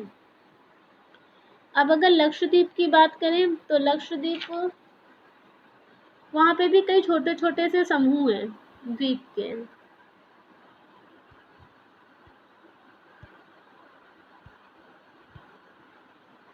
ये देखिए, यहाँ पर भी कई सारे छोटे छोटे समूह हैं। ये लक्षद्वीप का मैप है। लक्षद्वीप अरब सागर में प्रवाल भित्तियों द्वारा निर्मित एक द्वीप समूह है। ये कोरल रीफ से बना है। ये कैसा है? कोरल रीफ से बना हुआ है। इसमें 36 हैं। इसमें कुल कितने हैं? 36 हैं, जिनमें से केवल 10 ही आबाद हैं, मतलब 26 ऐसे ही हैं। कवारती, इसमें कवारती देखिए आप लोग, ये देखिए, ये कवारती की स्थिति है। लक्षद्वीप की राजधानी है, जो 9 डिग्री चैनल, ये सब हम लोगों ने पढ़ा था जब चैनल वाली क्लास की थी। तो किसको कौन सा चैनल अलग कर रहा है वो पढ़ा था। 8 डिग्री लक्षद्वीप को मिनिकॉय और मालदीव से अलग करता है, ये भी पढ़ा था। ठीक है, तो इसको हम यहाँ पे छोड़ रहे हैं, ये हम लोग पहले ही कर चुके हैं। अब जैसे श्रीहरिकोटा है, तो पंबन द्वीप है, निमूर द्वीप है, ये सब अलग अलग है। श्रीहरिकोटा आंध्र प्रदेश के तट पर है। यहाँ पे सतीश धवन अंतरिक्ष केंद्र है, पता होगा आप लोगों को। सैटेलाइट सेंटर हमारा कहाँ पर है? सतीश धवन अंतरिक्ष केंद्र, ये श्रीहरिकोटा पर है। अब पंबन द्वीप, पंबन द्वीप कहाँ पर है? श्रीलंका के बीच, भारत और श्रीलंका के बीच में स्थित है पंबन द्वीप। न्यूमोर द्वीप कहाँ पर है? बंगाल की खाड़ी में है, जो भारत एवं बांग्लादेश की सीमा पर है न्यूमोर द्वीप। अब्दुल कलाम आजाद जो है, ये उड़ीसा के तट पर स्थित है। इसका पुराना नाम व्हीलर द्वीप था। ये तो आप लोगों ने पढ़ा होगा, जो तैयारी में अभी पीछे से लगे हुए हैं उनको पता होगा। व्हीलर द्वीप का ही नाम बदलकर एपीजे अब्दुल कलाम द्वीप किया गया था। इसका नाम भारत अपने प्रक्षेपास्त्र कार्यक्रमों के परीक्षण केंद्र के रूप में करता है। अब मांजुली द्वीप, मांजुली द्वीप पता है असम में है, जो ब्रह्मपुत्र नदी के तट पर है। अब अगर हम लोग बात करें, ये टॉपिक हमारा यहीं पे ख़त्म होता है। इसमें जो क्वेश्चन पूछे गए हैं आप लोग सुन लीजिए। जैसे 2017 में क्वेश्चन आया था, निम्नलिखित में से कौन सही सुमेलित नहीं है? सिपकिला, बामडिला, नाथुला, जोजिला, ये दर्रे दिए थे, इनको मैच करना था। नेलांग घाटी किस राज्य में स्थित नहीं है? ये क्वेश्चन आया था। 2016 में पर्वतों पर क्वेश्चन आया था और राज्य मिलाने थे, मांडा, नाथुला, जोजिला, सिपकिला। अगर इसमें से 2 भी पता होते तो ये क्वेश्चन आराम से हो जाते, इसीलिए बोल रहे हैं आप लोग प्रीवियस ईयर के क्वेश्चन पेपर देखते चलिए। यूपीपीसीएस मेंस 2005 में पूछा है, निम्नलिखित पर्वत शिखरों में कौन सा एक भारत में अवस्थित नहीं है? अब हम लोग आगे चलते हैं, जिसमें हम लोग करेंगे ड्रेनेज सिस्टम। आज की क्लास थोड़ी लंबी होने वाली है, क्योंकि आप लोगों को वर्ल्ड ज्योग्राफी के बाद इन्वायरमेंट भी पढ़ाना है, इसलिए क्लास थोड़ी अब लंबी ही हुआ करेंगी। आई होप कि आप लोगों को कोई प्रॉब्लम नहीं होगी, क्योंकि आप लोग खुद भी चाहते हैं कि सिलेबस जल्दी कंप्लीट हो जाए, राइट गाइस? तो हम लोग अफवाह तंत्र की अगर बात करते हैं तो बहुत ही इम्पोर्टेंट टॉपिक नहीं है, लेकिन हाँ, हमें पता होना चाहिए कि ड्रेनेज सिस्टम इंडिया का कैसा है, उसके लिए हमें इसे पढ़ना पड़ेगा। ठीक है, क्वेश्चन यहाँ से यूपीपी से 2016 में आया था 2 बार। एक बार मेंस में दोनों बार क्वेश्चन पूछा था कि बांग्लादेश में प्रवेश करने के बाद गंगा नदी को निम्नलिखित में से किस नाम से जाना जाता है? तो सब जानते हैं कि पद्मा के नाम से जाना जाता है। एक था क्वेश्चन, निम्न में से किस स्थान पर अलकनंदा तथा भागीरथी का संगम होता है? तो संगम होता है आपका देवप्रयाग में। ये भी कॉमन सेंस का क्वेश्चन था, जिसने थोड़ा भी मैपिंग वगैरह की होगी वो यहाँ से क्वेश्चन कर लेगा। बहुत टेक्निकल क्वेश्चन यहाँ से नहीं आते हैं। बाकी आईएएस में यहाँ से क्वेश्चन ज़्यादा पूछा हुआ है, लेकिन हाँ पीसीएस में यहाँ से क्वेश्चन पूछने की फ्रिक्वेंसी कम है। इसलिए इस टॉपिक को हम लोग जल्दी देखते हुए चलेंगे कि अफवाह तंत्र खाली हम लोग समझ लेते हैं कि क्या है। ड्रेनेज सिस्टम, तो ड्रेनेज सिस्टम नाम से समझ में आ रहा होगा कि निश्चित वाहिकाओं के माध्यम से हो रहे जल प्रवाह को अपवाह कहते हैं। ठीक है, मतलब जो एक डायरेक्शन में पानी जा रहा है, एक दिशा में बह रहा है, इन वाहिकाओं के जाल को अपवाह तंत्र कहते हैं। और जब ये अपने रास्ते बदलते हैं या एक दूसरे से कनेक्ट होकर कहीं पर कुछ नया स्ट्रक्चर फॉर्म कर लेते हैं तो उसको अपवाह तंत्र कहते हैं। किसी क्षेत्र का अपवाह तंत्र वहाँ के भूवैज्ञानिक समयावधि, चट्टान की प्रकृति एवं संरचना या शिलाकृति ढाल, बहते जल की मात्रा और बहाव की अवधि के परिणाम होता है। अब वहाँ का स्ट्रक्चर कैसा है, ढाल कैसा है, संरचना कैसी है, पर्वत है। अगर पहाड़ होगा तो ऑब्वियसली नदी अपना मार्ग बदल देगी, समतल होगा तो सीधे निकल जाएगी। ठीक है, एक समय अवधि की कुछ मान लो अपक्षय हो गया, कुछ अपर्दन हो गया, कुछ वहाँ पर सेंट इकट्ठा हो गया, तो समय के साथ साथ कैसे वहाँ पे गाज ज़्यादा इकट्ठा होता है या वहाँ पे डस्ट वगैरह या कूड़ा उड़ा ज़्यादा पड़ने लगा तो नदियाँ क्या करती हैं, धीरे धीरे अपना मार्ग परिवर्तित कर देती हैं। तो ये सारी जो कंडीशन बनेंगी ये इस बिहाव पर ही बनेंगी। ठीक है गाइस, अगर हम लोग बात करें कि नदियों के प्रवाह का प्रतिरूप कैसा है, तो नदी के उद्गम स्थल से लेकर उसके मुहाने तक, समझ रहे हैं ना कि मान लो कि नदी यहाँ से जैसे गौमुख से गंगा निकलती है और बे ऑफ बंगाल में गिरती है, तो ये इसका स्टार्टिंग पॉइंट और ये इसका एंड पॉइंट। इसके बीच में वो कितना अपने जो नेचर है उसमें चेंज करती है, अपने रूट में चेंज करती है। पहाड़ के बीच से भी निकलेगी, लैंड के बीच से भी निकलेगी, जंगल के बीच से भी निकलेगी। तो ये सारी चीज़ें इस पर डिपेंड करेंगी। नदियों द्वारा की गई रचना को अपवाह तंत्र कहते हैं, अपवाह प्रतिरूप कहते हैं। मतलब उसका पैटर्न क्या है। ड्रेनेज सिस्टम समझ में आ गया। अब इसके पैटर्न की बात करें तो इसके पैटर्न पे चलते हैं। तो भूवैज्ञानिक समय अवधि, चट्टानों की प्राकृतिक एवं संरचना, स्थलाकृति, जल की मात्रा, बहाव की अवधि, ढाल प्रवणता, जैसा ढाल होगा बहाव की गति जैसी होगी। जल की मात्रा, बहुत अगर ऊपर से पानी गिर रहा है तो बहुत ज़्यादा फ्लो में गिर रहा होगा, लेकिन अगर वो लैंड पर होगा तो थोड़ा उसका स्पीड स्लो हो जाएगा। ढाल से अगर स्लोप से पानी गिरेगा तो ऑब्वियस वो तेजी में जाएगा। ठीक है, चट्टानों की प्राकृतिक एवं संरचना, अब चट्टान कैसी है, जैसे कि हम लोग गंगा नदी का ही वो देख लें बेसिन, उसका गौमुख वाला देख लें कि कैसे वो, जब देखा होगा आप लोगों ने शायद कि पानी के बीच में भी पहाड़ बने और उसके बीच में भी कटाव है। अब अगर हम लोग इसके पैटर्न की बात करें तो इसके पैटर्न किस किस तरह के होते हैं, तो ये देखिए ड्रेनेज सिस्टम के ये पैटर्न हैं। इन पैटर्न में नदियाँ जो हैं वृक्षाकार भी हो जाती हैं, जालीनुमा भी हो जाती हैं, अरीय भी हो जाती हैं, उप समांतर भी बहती हैं, उप समांतर भी बहती हैं, समांतर भी बहती हैं, वलयकार भी होती हैं, आयताकार भी होती हैं और पच्छाकार भी होती हैं। इसमें ये जो है ना ये अलग अलग से इनके पैटर्न हैं। सेंट्रीफ्यूगल हो जाएंगी, ठीक है।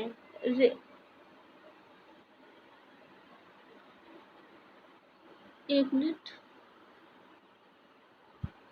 ये देखिए वृत्ताकार अपवाह तंत्र प्ररूप। अब ये होता कैसा है ये देख लीजिए और पीछे डायग्राम दिया है उससे रिलेट कर लीजिएगा। अगर वृत्ताकार की बात हम लोग करें तो जब नदियों की जलधाराएं उस स्थान के स्थलीय ढाल के अनुरूप बहती हैं, समझ रहे हैं। ये वृक्षाकार की बात हम लोग कर रहे हैं, ये गलत लिख गया है यहाँ पर, ये वृत्ता नहीं है ये वृक्षा है, वृक्षाकार, ये छा होगा यहाँ पे। ये जो वृक्षाकार है, जब नदियाँ कैसे बहेंगी, अपनी ढाल के अनुरूप बहती हैं, तो मुख्य नदी तथा उसकी सहायक नदियों के द्वारा वृक्ष की शाखाओं के रूप में एक स्ट्रक्चर बना लिया जाता है। जैसे मान लीजिए कि नदी अपने रूट पे बह रही है, इधर उधर से जो आएंगी नदियाँ इसी में मिलती जाएंगी, तो ये क्या है, इसका फ्लो और इसकी सहायक नदियों का फ्लो सबका एक तरफ रहेगा, तो ये कौन सी हो जाएंगी, वृक्षाकार हो जाएंगी। चाहिए तो 2 लाइन आप लोग लिख लीजिएगा कि जब नदियों की जल धाराएं उस स्थान के स्थलीय ढाल के अनुसार बहती हैं तो मुख्य नदी तथा उसकी सहायक नदियों के द्वारा वृक्ष की शाखाओं के रूप की तरह अपवाह प्रतिरूप का निर्माण होता है। उदाहरण के लिए है उत्तरी भारत के मैदान की नदियाँ, एक दक्षिण भारत की पूर्व की ओर बहाव वाली नदियाँ जैसे गंगा, यमुना, गोदावरी और कृष्णा, कावेरी आदि। अब अगर हम लोग जालीनुमा की बात करें तो जालीनुमा पे भी आप लोग 2 लाइन लिख लीजिएगा।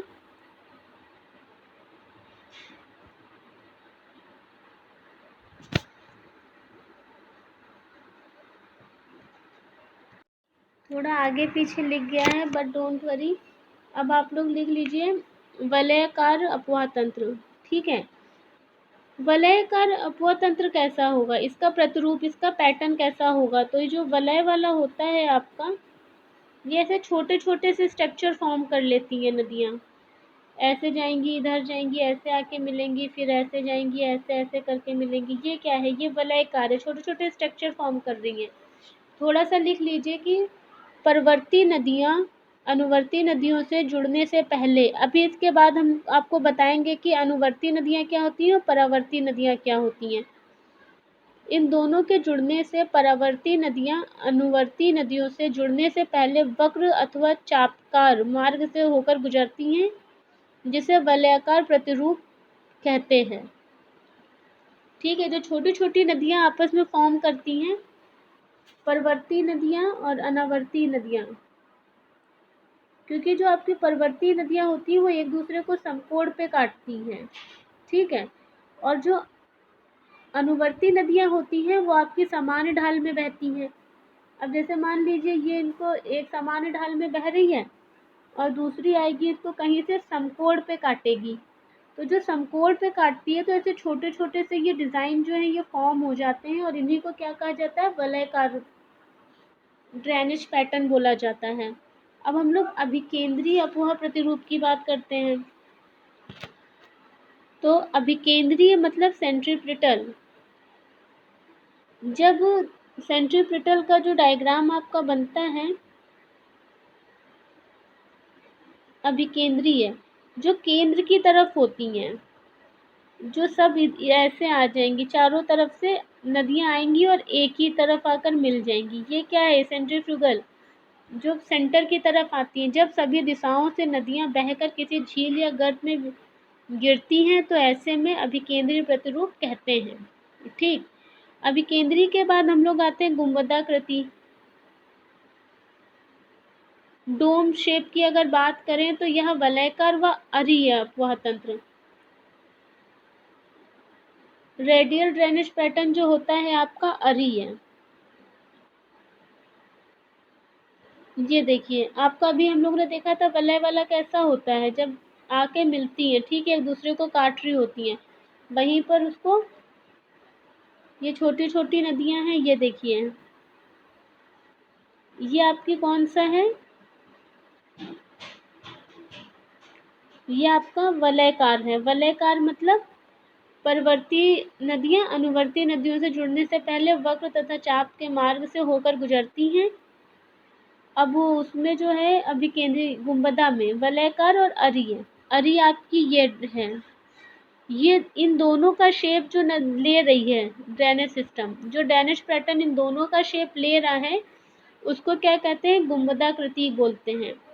समांतर प्रवाह जो होता है ये होता है जब नदियां एक ही डायरेक्शन में एक साथ साथ सब चल रही होती हैं।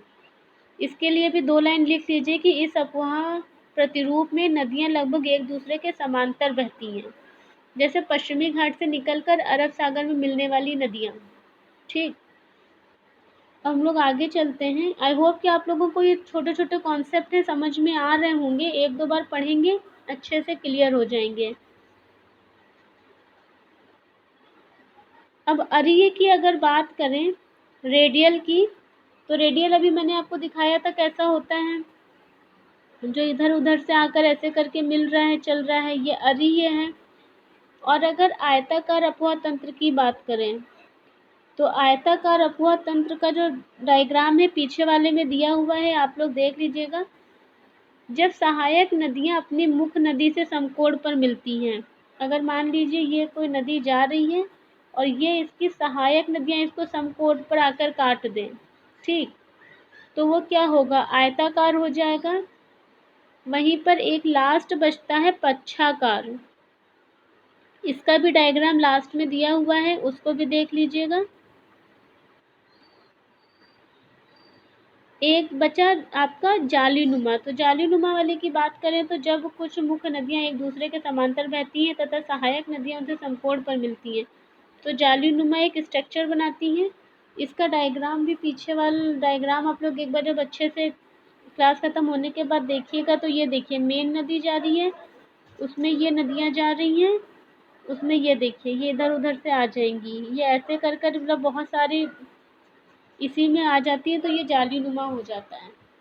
ठीक है गाइस, नदियों के मिलने का पैटर्न है ये, बस इसमें ज़्यादा कुछ नहीं समझना है। क्वेश्चन बहुत ही रेयर ऑफ द रेयर आते हैं, कोई बहुत ज़्यादा टेक्निकल इशू नहीं आना चाहिए इसमें कि मैम ये समझ में नहीं आ रहा है, ये है क्या, इसमें ज़्यादा कुछ भी नहीं है, सिर्फ ये नदियों के बहने का पैटर्न है। अब अगर हम लोग सीक्वेंट ड्रेनेज सिस्टम की बात करें, क्रमवर्ती है, तो इसमें अनुवर्ती नदियाँ आती हैं कॉन्सिक्वेंट रिवर और परावर्ती नदियाँ आती हैं सब कॉन्सिक्वेंट। तो इसमें कौन सी जो अनुवर्ती है ये वो नदियाँ होती हैं जो समान ढाल पे बहती हैं। अनुवर्ती नदियाँ कौन सी होती हैं, जो सेम डायरेक्शन में बहती, एक ढाल में जो बह रही हैं वो हो गई आपकी अनुवर्ती नदियाँ। किसी क्षेत्र में सर्वप्रथम अनुवर्ती नदी का उद्गम होता है जो क्षेत्रीय धरातल के ढाल के अनुरूप होता है। अब मान लो कि मानसरोवर से अगर सिंधु निकल रही है तो वो जिधर ढाल है वो उधर ही बह जाएगी। ब्रह्मपुत्र अगर तिब्बत से निकल रही है तो वो पूरब की तरफ गई है तो उसका ढाल पूर्व की तरफ होगा। वहीं परावर्ती सब्सिक्वेंट रिवर की बात अगर हम करें तो यह मुख्य अनुवर्ती नदी से समकोण पर मिलती है। अभी ऊपर क्या कहा था, मान लो कि ये नदी निकल रही है हमारी कौन सी,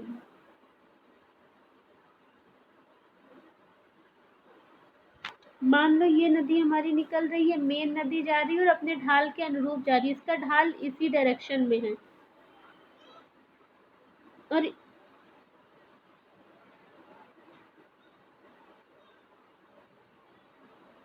और यहाँ से जो नदियाँ आकर इससे समकोण पे मिल जाएं वो कौन सी हो जाएंगी, परावर्ती नदियाँ, वो अपने डायरेक्शन बदल कर उधर वाल चली गई है। ठीक है गाइस, अब हम लोग बात करेंगे आक्रमवर्ती अपवाह तंत्र इन सीक्वेंट।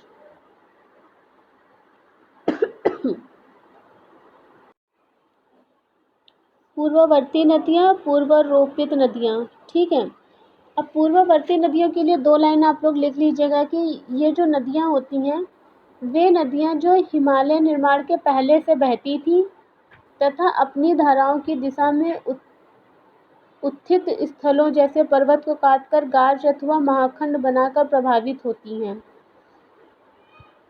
जो कैसे बनी है, हिमालय से पहले की बनी हुई हैं और अपनी धाराओं की दिशा में बह रही हैं और चट्टानों को काटकर गाज बना रही हैं, महाखंड बना रही हैं।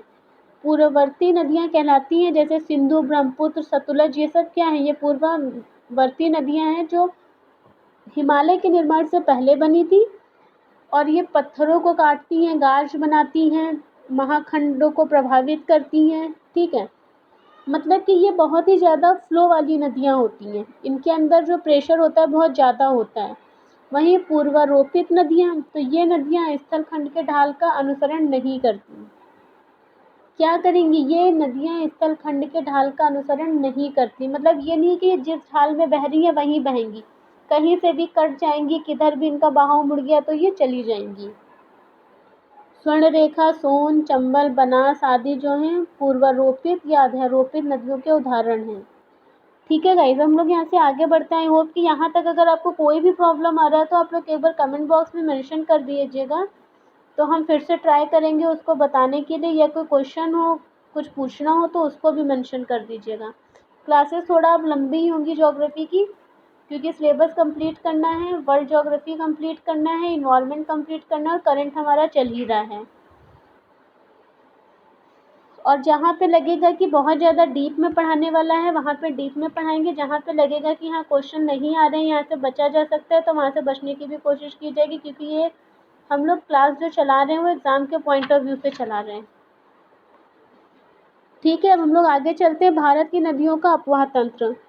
भारत की नदियों का जो ड्रेनेज सिस्टम देखेंगे वो हम लोग दो ही तरह से देख सकते हैं, या तो हिमालय का देखेंगे और या फिर प्रायद्वीप का देखेंगे, क्योंकि हमारे पास जो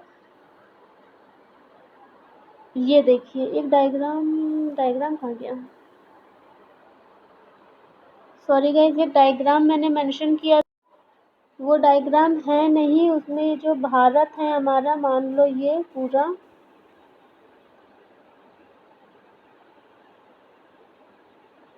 ये जो हमारा पूरा भारत का पोर्शन है,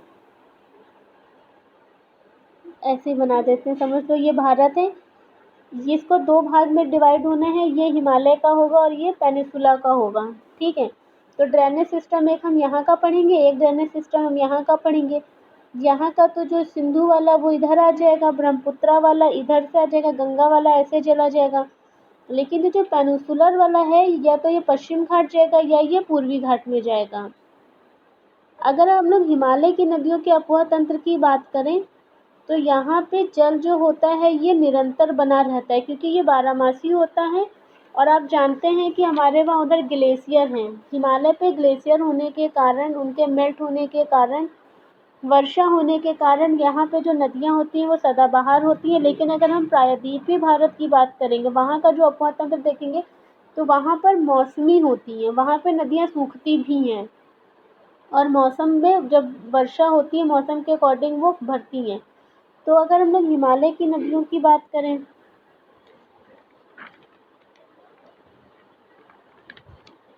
अगर हिमालय की नदियों की बात करें तो जो हिमालय से निकलने वाली नदियाँ हैं वो बारहमासी हैं, वी आकार की घाटियाँ बनाती हैं, नदियों में गहरे गार्ज होते हैं क्योंकि पानी का फ्लो ज़्यादा होता है, गोखुर झीलों का निर्माण करती हैं, बाढ़कृत मैदान होते हैं, विसर्प में बहती हैं, डेल्टाओं का निर्माण करती हैं। ये सब क्या कर रही हैं, एक ऐसा अपवाह तंत्र बना रही हैं जो कि बारहमासी रहेगा।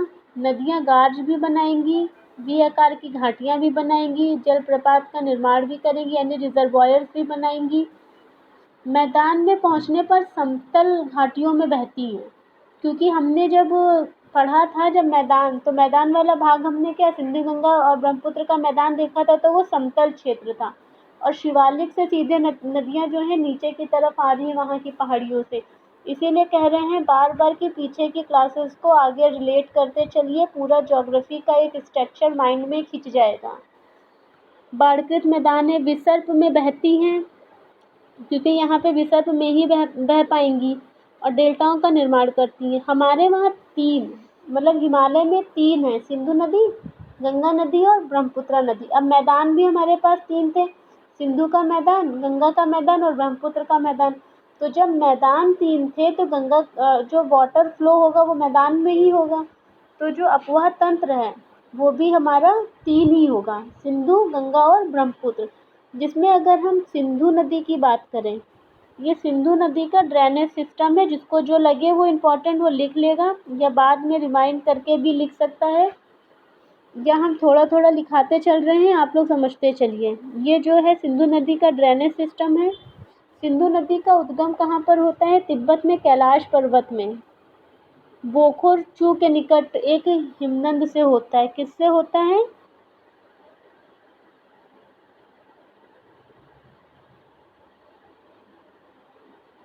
बोखोरचू। और बोखोरचू क्या है, बोखोरचू है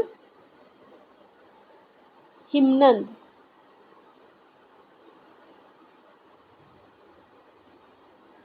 ठीक है, बोखोरचू क्या है, हिमनद है, तिब्बत में है, वहाँ से इसका कैलाश पर्वत में बोखोरचू से इसका जो है उद्गम होता है। इसे तिब्बत में सिंगी खबान अथवा शेरमुख कहते हैं। सिंधु को और किन दो नामों से जाना जाता है ये भी लिख लीजिएगा। इंडस वैली जो है बहुत ज़्यादा चर्चा में रहता है पाकिस्तान की वजह से। इसको क्या कहते हैं?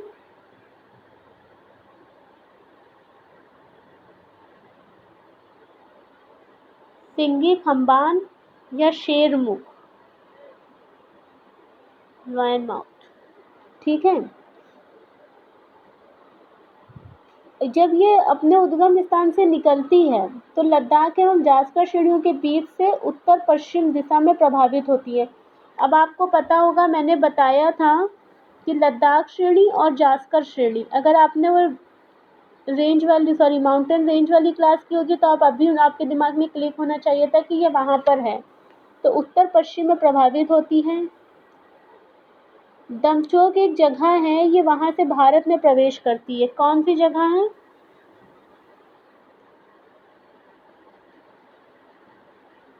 दमचोक एक जगह है, ये वहाँ से भारत में प्रवेश करती है। लद्दाख और गिलगित से प्रभावित होने के दौरान गाज का निर्माण कर पाकिस्तान में प्रवेश करती है। ठीक है। लद्दाख एवं गिलगित से प्रभावित होने के बाद गाज का निर्माण करती है। कहाँ पर? पाकिस्तान में प्रवेश करती है। गाज बनाकर कहाँ पर प्रवेश कर रही है? पाकिस्तान में कर रही है। सिंधु नदी के बाएं एवं दाएं दोनों तरफ से अनेक सहायक नदियां आकर मिलती हैं, जैसे श्योक, गिलगित, शिगार, काबुल, जास्कर, पंचनंद, झेलम, चेनाब, रावी, व्यास, सतलुज इसकी इम्पोर्टेंट नदियां हैं। तो आप लोग इनको अच्छे से पढ़ लीजिएगा और मैपिंग करिएगा, मैपिंग में ये सब मिल जाएंगी। सिंधु नदी का मुहाना अरब सागर में है। सिंपल सी चीज़ है कि कहाँ ये गिर रही है, सिंधु नदी कहाँ पे गिर रही है? इधर अरब सागर में।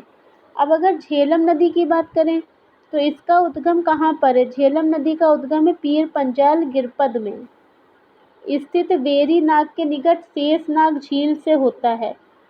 क्वेश्चन पूछा हुआ है कि झेलम नदी का उद्गम कहाँ से होता है? शेषनाग झील से होता है। यहाँ वुल्लर झील से होती हुई पाकिस्तान में झांग के निकट चेनाब से मिलती है। कहाँ मिलती है? झांग के निकट चेनाब से मिलती है। श्रीनगर के पास विसर्प का निर्माण करती है। अब अगर चेनाब नदी की बात करें तो यह सिंधु की सबसे बड़ी सहायक नदी है। ठीक।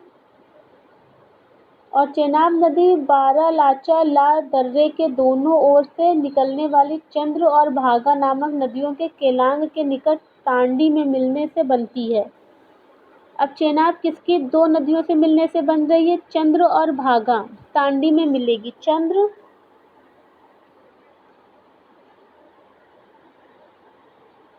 चंद्र और भागा, ये दो नदियां जाकर मिलती हैं कहाँ पर?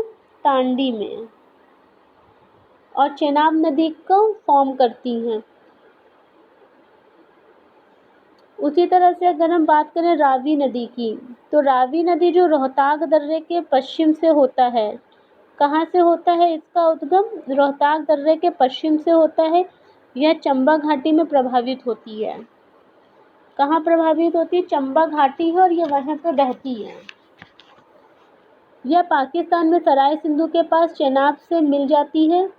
चेनाब से कहाँ मिल रही है? सराय सिंधु के पास। और व्यास नदी की अगर बात करें तो व्यास नदी जो है रोहताक दर्रे के पास व्यास कुंड से निकलती है। सिंपल से बहुत जल्दी याद हो जाएगा कि व्यास नदी कहाँ से निकलती है? व्यास कुंड से निकलती है। सतलुज नदी की बात करें तो ये राक्षस ताल झील से निकलती है। सतलुज नदी कहाँ से निकलती है? राक्षस झील से निकलती है। ये बहुत छोटा छोटा रेफरेंस है, पहले कभी यहाँ से भी क्वेश्चन ज़्यादा आया करता था, अब यहाँ से क्वेश्चन नहीं आता है। एक चार्ट हम आपको बनवाएंगे कल की क्लास में, जिसमें इसका उद्गम स्थल कौन कौन से राज्यों से निकलती है, लेकिन पिछले कई सालों से यहाँ से कोई क्वेश्चन पूछा नहीं गया है। तो बस ऐसे इनको पढ़ के निकलते हैं, बस समझ लीजिए। फिर हम लोग अब चलते हैं गंगा नदी पर। ये है गंगा नदी का ड्रेनेज सिस्टम। ठीक है।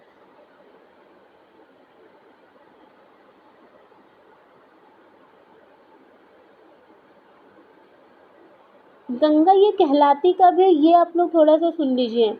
ये गंगा ये कब कहलाएगी, जब ये अलकनंदा और गौमुख के निकट गंगोत्री हिंद से निकली और भागीरथी देवप्रयाग में मिलने के बाद संयुक्त रूप से गंगा कहलाती है। ये सब इसका जो है ना बहुत ट्रेडिशनल पार्ट है, लेकिन आप लोग समझ लीजिए कि सतोपत हिमानी है। सतोपत क्या है, हिमानी है। वहाँ से अलकनंदा और गौमुख के निकट, अलकनंदा और गौमुख के निकट गंगोत्री हिमनद से, गंगोत्री हिमनद से क्या निकलती है, भागीरथी निकलती है देवप्रयाग में। और कहाँ मिलती है, देवप्रयाग में।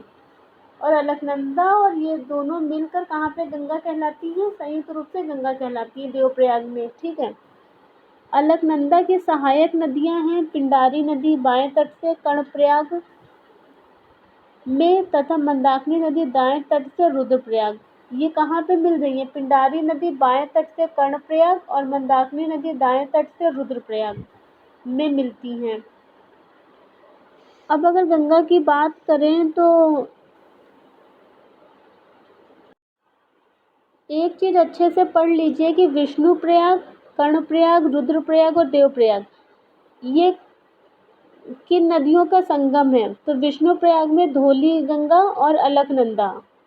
विष्णु प्रयाग में किसका है, धौली गंगा और अलकनंदा का। कर्णप्रयाग में पिंडार अलकनंदा का, कर्णप्रयाग में पिंडार और अलकनंदा का। रुद्रप्रयाग में मंदाकिनी और अलकनंदा का। देवप्रयाग में भागीरथी और अलकनंदा का। गंगा पूर्व में पश्चिम बंगाल के फरक्का गंगा डेल्टा का सबसे उत्तरी बिंदु तक बहती है। अब गंगा कहाँ तक बहती है, गंगा गिरती किसमें है, वेस्ट बंगाल में गिरती है। तो फरक्का क्या है, गंगा का सबसे अंतिम बिंदु है, जहाँ यह दो धाराओं में बट जाती है। एक धारा हुगली पश्चिम बंगाल के नाम से जानी जाती है और दूसरी धारा भागीरथी के रूप में प्रभावित होती है और बांग्लादेश में प्रवेश करती है, जहाँ ब्रह्मपुत्र नदी से मिलने के बाद यह क्या कहलाती है, पद्मा कहलाती है। ठीक। गंगा किससे मिल रही है, ब्रह्मपुत्र नदी से मिल रही है। अभी गंगा ब्रह्मपुत्र ड्रेनेज सिस्टम पीछे देखेंगे, और जब ये यहाँ पे आएगी, इधर से आएगी आपकी ब्रह्मपुत्र नदी और ये गंगा नदी, तो यहाँ पर जो बनेगी ये पद्मा बनेगी। ठीक। और वेस्ट बंगाल में गिर जाती है। गंगा के बाएं तथा दाएं दोनों तटों से अनेक सहायक नदियां आकर मिलती हैं, तो जिसमें यमुना नदी सबसे बड़ी सहायक नदी है। अब देख रहे हैं, ये देखिए गंगा नदी, गंगा के किधर से आ रही है, इस साइड से आ रही है, मतलब राइट हैंड साइड से।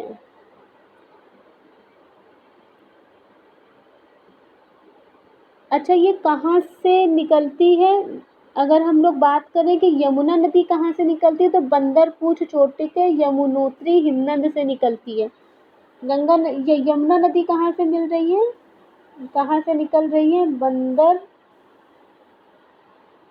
बंदरपूछ चोटी के यमुनोत्री हिमनद से निकलती है तथा प्रयागराज में गंगा के दाएं तट पर मिलती है। अब यमुना कहाँ पे इनसे मिल रही है आके, गंगा इनसे यहाँ पे मिल रही है प्रयागराज में। प्रयागराज मतलब इलाहाबाद में। चंबल, सिंधु, बेतवा, केन इत्यादि नदियाँ यमुना के दाएं तट की प्रमुख सहायक नदियाँ हैं। ये सब इसमें हैं, ये देखिए मैपिंग करते चलिए।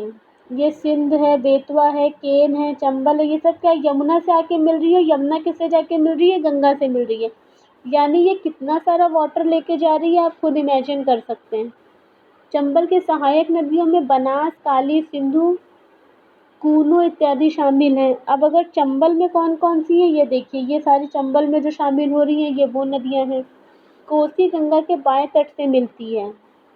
अब कोसी नदी अगर इसमें नहीं भी दी हुई है, क्योंकि घाघरा दी हुई है, शारदा दी हुई है, इसमें कोसी नदी नहीं दिख रही है, तो आप लोग कोसी नदी मैप में देखिएगा।